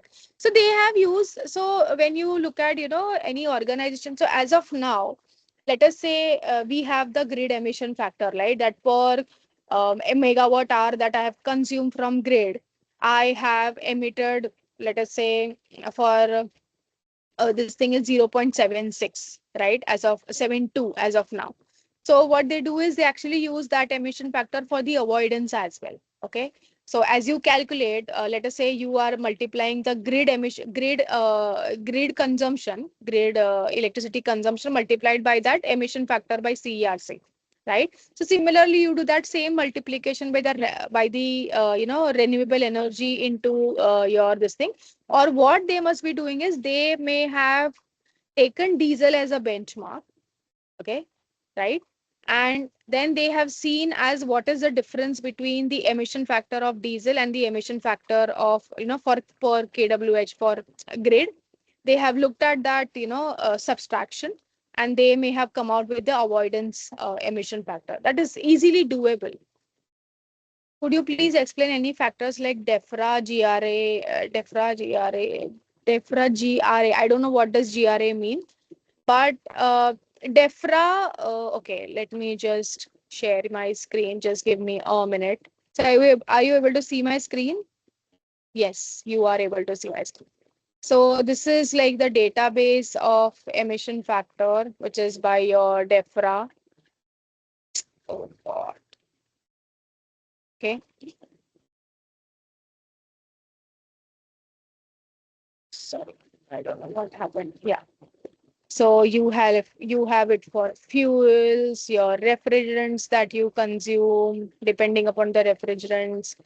Let us say with respect to the cars that you use, diesel or let us say petrol, etc., etc. Is S part or any other part ISO standard? So 26,000 and 2040 is again I told you no that is so 26,000 is more to do with your social sustainability, which is your S part again, and your 2400 is more to do with your it is more to do with your actually your social sorry your supplier sorry sustainability aligned procurement. In India, how to proceed with the carbon trading, where to register. Sir, the regulation is available. Please go ahead and check the regulation. It has just come out, I think, day before yesterday. In coming times, yes, sir. In the mid 2026, they plan to launch the Indian carbon market. How to calculate carbon emissions? I just told you. You have to look at the activity data. You have to look at the emission factor, and it's simply multiplication, but also check for the unit of measurement. It is same of now. So there is a question from Priyam. In case of aviation, how do airlines reduce their emissions if they do not purchase carbon credits? SAF is currently not available. I did not understand what SAF you're talking about.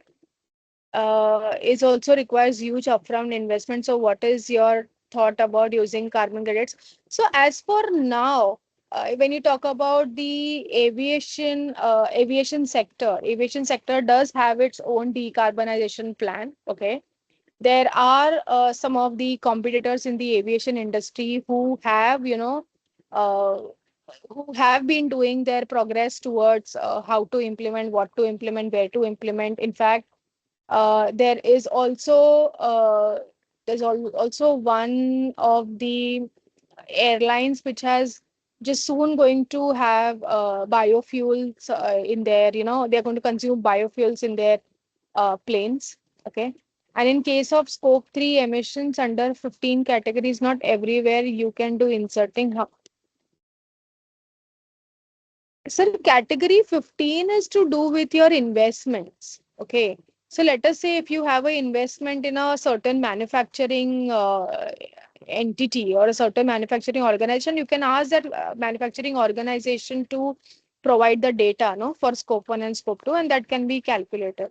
So if you are not able to reduce, so plan is to actually reduce. Okay. If you are aligned to something like commitment from SBTi, the plan is to actually reduce and then buy the offsets, right? But if you're not able to reduce, you can, plan to, buy offsets for some time, but eventually you will have to reduce. That is the biggest agenda.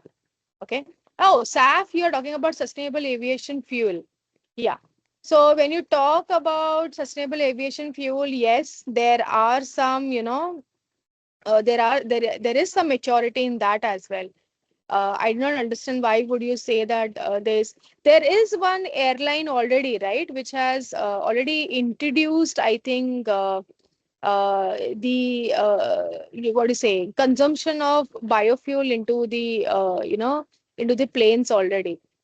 And aviation sector, by that matter, if you talk about the different airports, or for example, the Adani Airport Holdings Limited.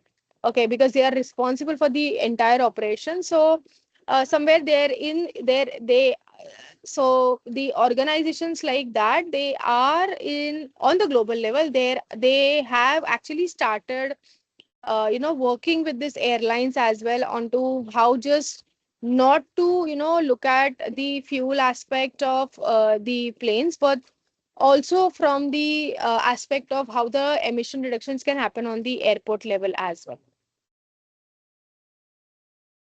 Okay, how to check and implement in calculating CO2, any for certain format available. So there is no format available. If you want to, simply the calculation is multiplying by your activity data with your emission factor.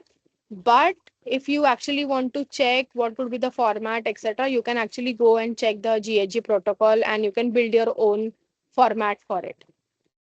Yeah. Okay. So those are some of the questions.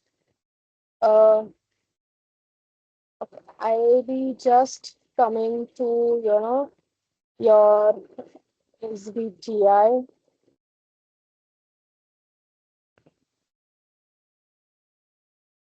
Okay, so talking about, SBTi.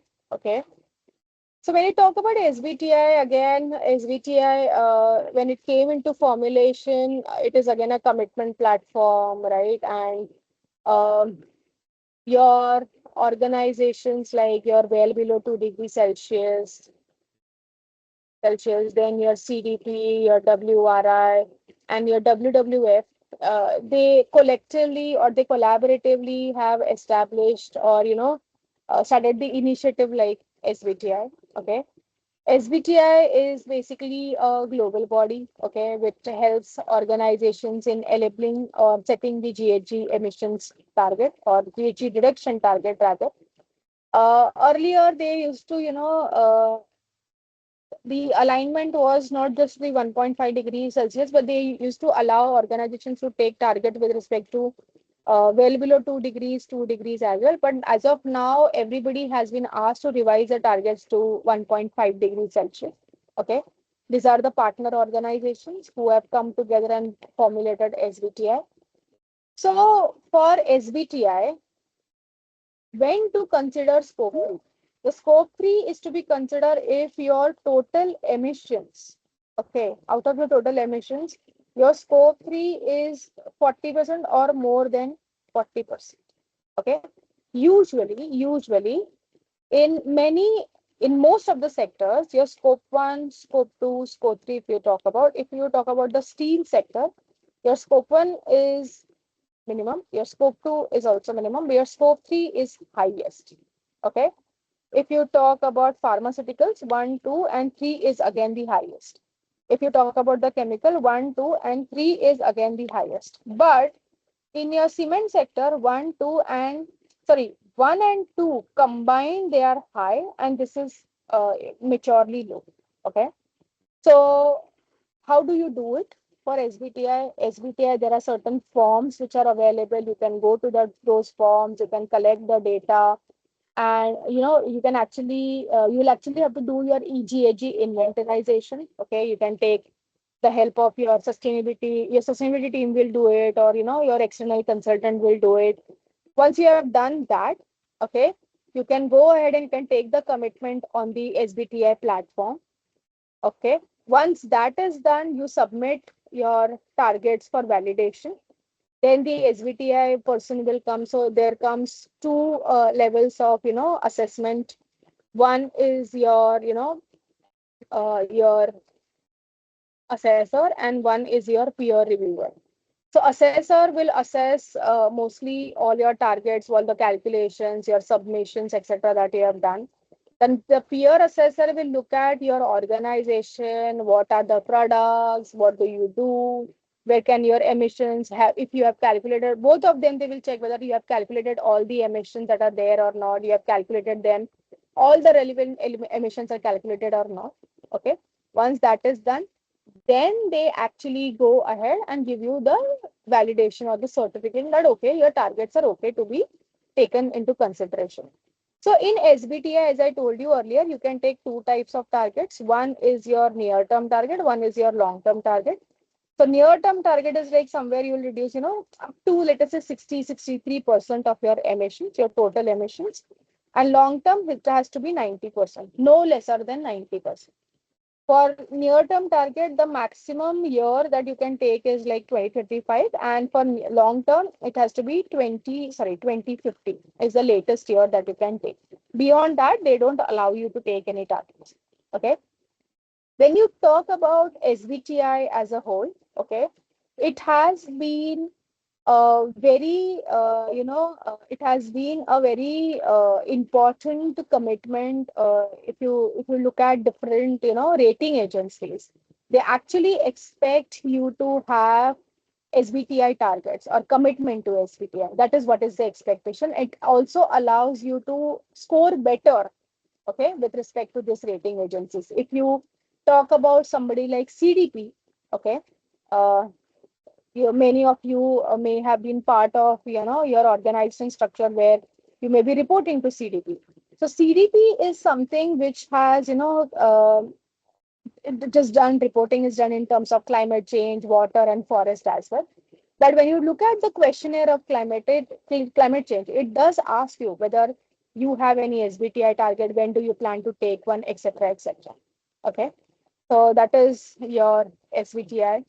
Quickly talking about Uh, sustainability efforts. Yeah, Ma'am, sorry to interrupt in between, but just a quick time check. It is already 12:20 and we are left with only 10 minutes. We need to yeah. expedite the remaining topics so that Yes, yes. afterwards we can have a feedback and question sessions to wrap up That also. is what I'm trying to do. That is the reason you will also see me also running. Yes, you're running with the topics. Yes, ma'am. Yes. Just I wanted to give you a time check. That's it. Yeah. Please continue. Thank So you, ma'am. quickly talking about sustainability assurance. So depending upon your requirement, the regulatory requirement, etc., you can undergo a sustainability assurance. It can be from the various perspective. Let us say an organization may not have a complete ESG report and they just have, GHG emissions report. Okay. So they may actually go for, something like ISO 14064, or if you already have a reduction aspect, so ISO 14068. And so these are the sustainability standards. So for social responsibility, we already spoke about 26,000 and 2400 as well, 20,400 as well. So different, assurances, okay, different sustainability aspects. There are different assurance standards as well which are available. Now, which one to go for, which one to not go for. So I have also seen some organizations who undergo the sustainability certification or the assurance, not from the perspective of any ISO, but let us say at least the GRI framework. Okay, so that is what is it. So why again the assurance standard? It helps you, building the stakeholder trust. Okay. It also helps you, greenwashing. You know that whatever data you have reported is correct. Your investor is also like, okay, whatever you have reported is correct. Your rating agencies are also, fine with that. And somewhere when you talk about BRSR, like for first 250, listed, for them, it will become a important aspect this year. So these are the different reporting standards. I spoke about most of them. GRI, we already went in depth. SASB is somewhere, more like GRI, but more like, industry specific. Okay. So cement industry, different KPIs, steel industry, different KPIs. TCFD soon is going to be out of window, but the climate risk alignment, when you do, you can report it in alignment to your TCFD. So IFRS, it is again a different disclosure, but more of financial plus your sustainability plus your climate risk. That is the alignment. And BRSR, we already have gone in depth. I'm not going to repeat it again. And yes, we will come to Q&A for this. So I will be taking up some of the questions. You can put up your questions and, so if you want to, unmute yourself and ask me some questions, I am open to that as well. Okay, so let me come to the questions.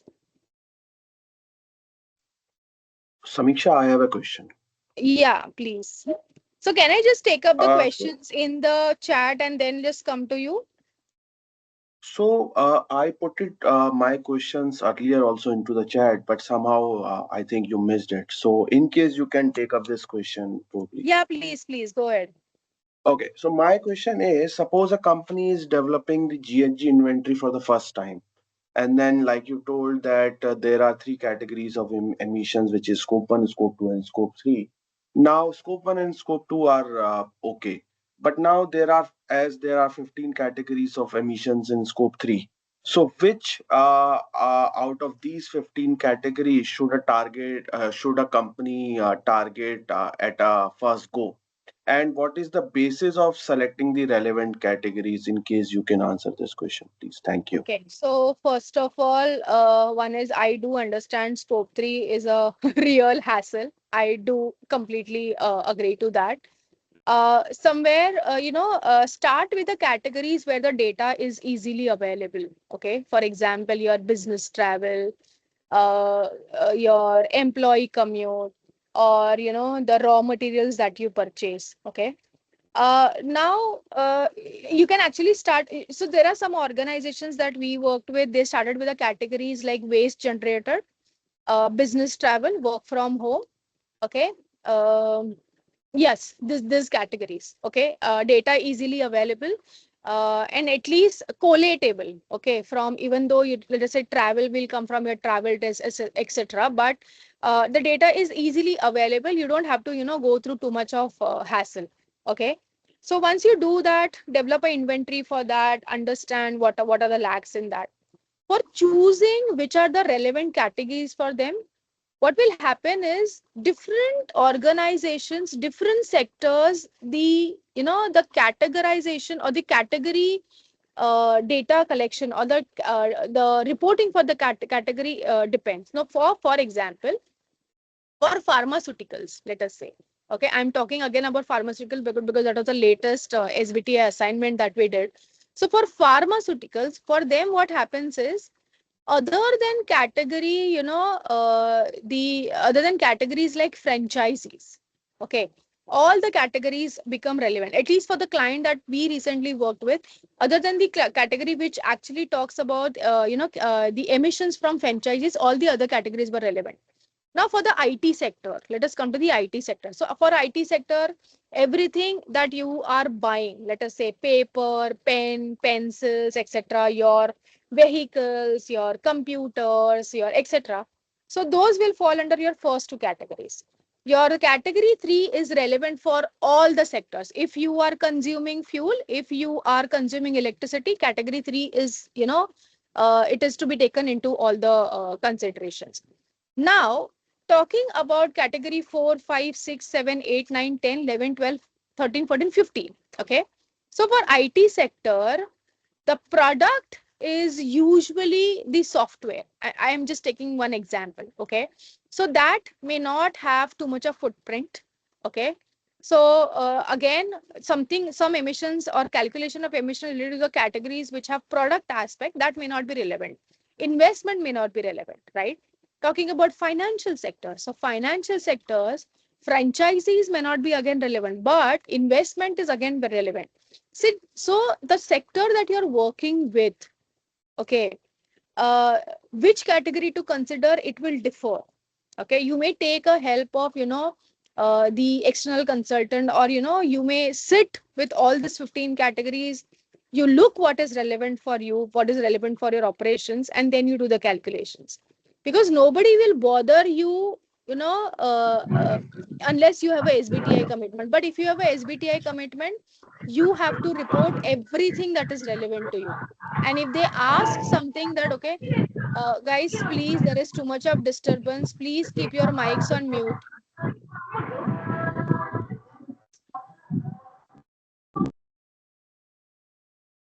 Yeah. So when you talk about the categories which are relevant, check, sit with those 15 categories and check what is relevant for you. Okay. Or take an help of the external consultant. Because I am telling you this, it is really, I do understand the pressure is huge, or the scope 3 is too much to do, but it is doable, to be very frank with you. Thank you Yeah. for your answer, Samiksha. But again, the question is that I do not have any idea what kind of data is available with me, what are the relevant information. So So how that do is I where assess? that is So where I how do told I you, no? assess? Yeah, So that yeah. is where I told you, right? So let us say if you don't know whether your systems are mature for it or not, take a help of the external consultant for that, right? Because what is the data required for what calculation?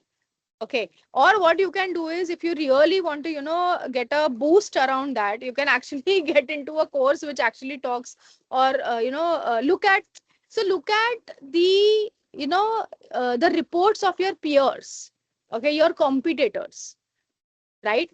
Because that is where at least you will know what is relevant for you. That is where it can at least start, right? And once you know what is relevant for you, then you will have to look into your systems that, okay, will I, and once you know, okay, these are like 9 categories which are relevant for me, then go to GHG protocol. Okay. Look at what GHG protocol scope 3 reporting talks about. Okay. What are the calculations that you will have to do?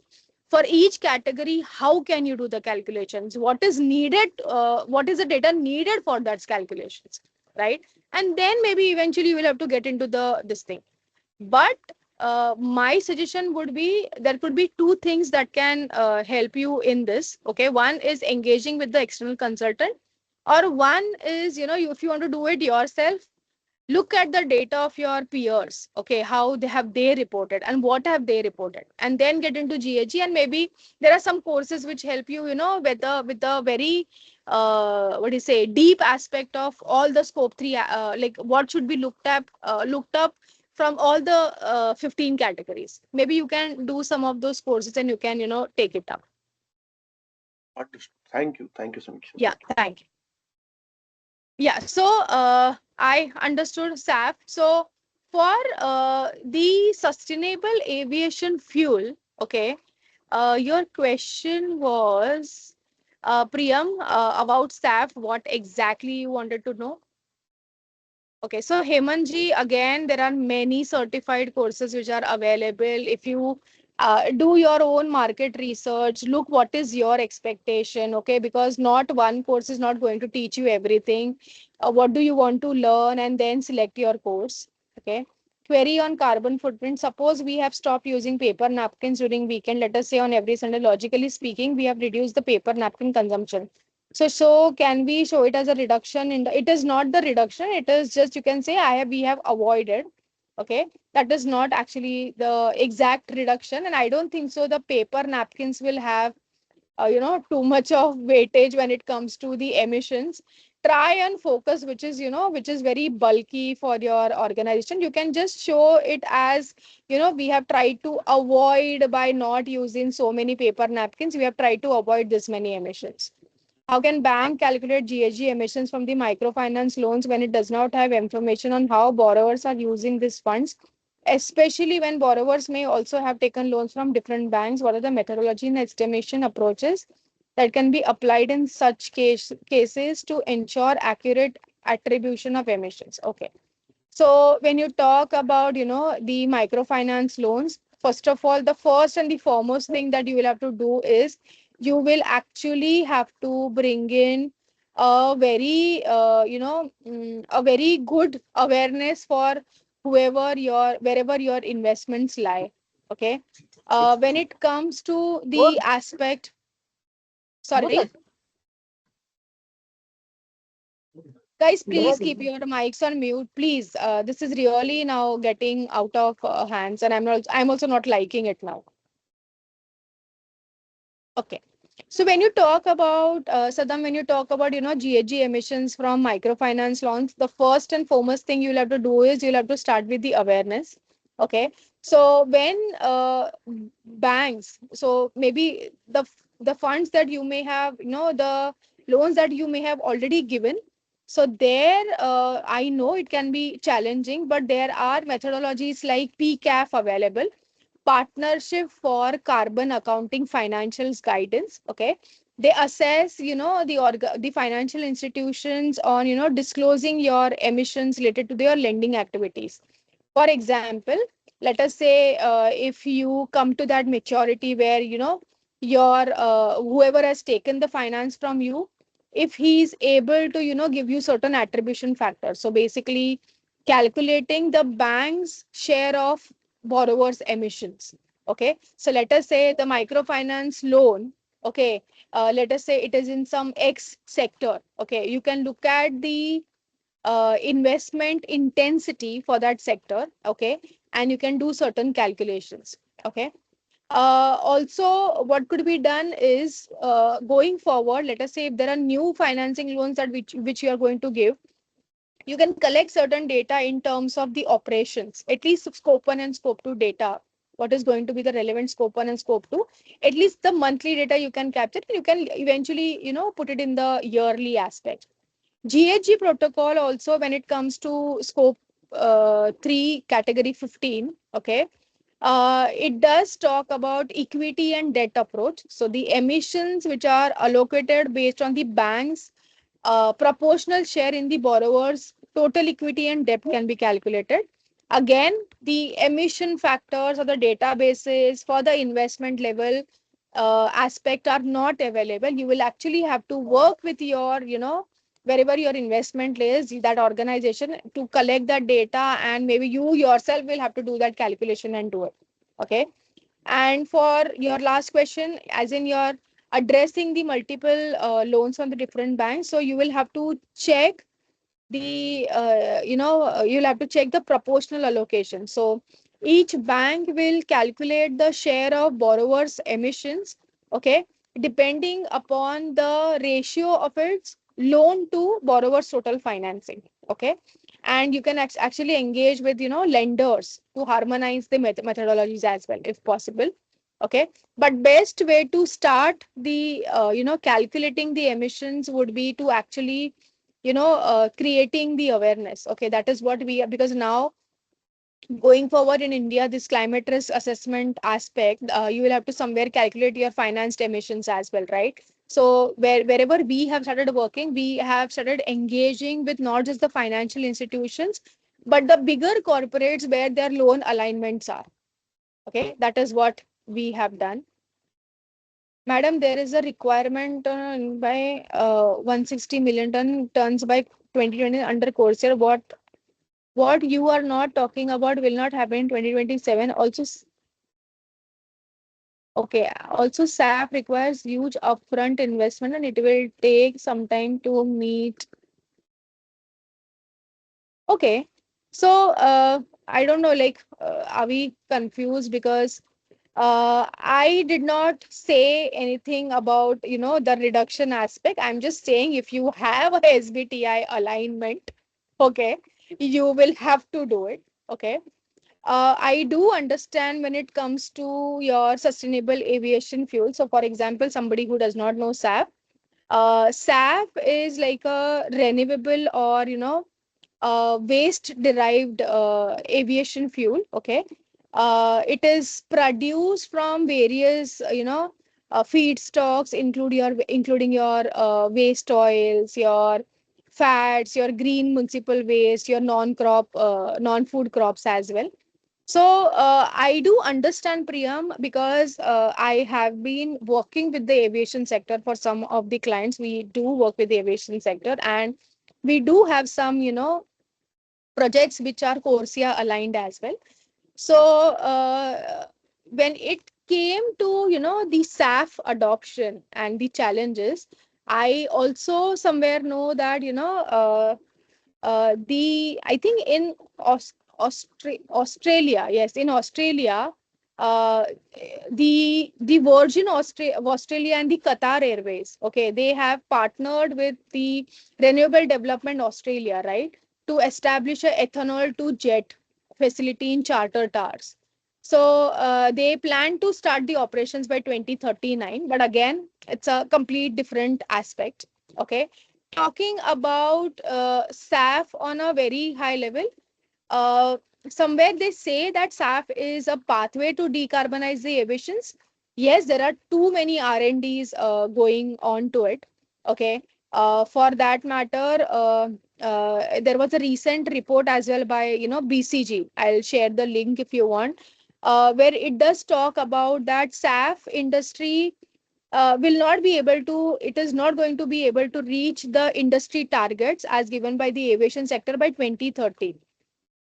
Despite of the fact that I think it has increased, the SAF production has increased by almost 1000%. Okay, but what has happened is the new production facilities have also declined significantly, right? So the report, the expectation of the aviation industry that that 30 to 45% of the shortfall is always going to be there. So again, I am not saying that it has to be done. I'm just saying that it is the expectation, and that is the reason there are CORSIA aligned carbon offsets for the aviation industry. Is SBTi part of ESG reporting? SBTi can be part of your ESG reporting if you have a SBTi target and a commitment. You can disclose it into your SBTi report. Within standards, would you also include TNFD? Yes, TNFD, again, not a very mature, not mature. Not many organizations are mature when it comes to adopting this framework. Because again, TNFD, again, people who don't know, it is Task Force for nature-related financial disclosures. It is more to do with your nature-related dependencies. So organizations, they have to report and act on the impacts, risk, and opportunities that they may have created on the nature. Okay. Ma'am, I am for IQRS. Could you share your contact details? Sir, my contact details are right now on the screen. You can see that.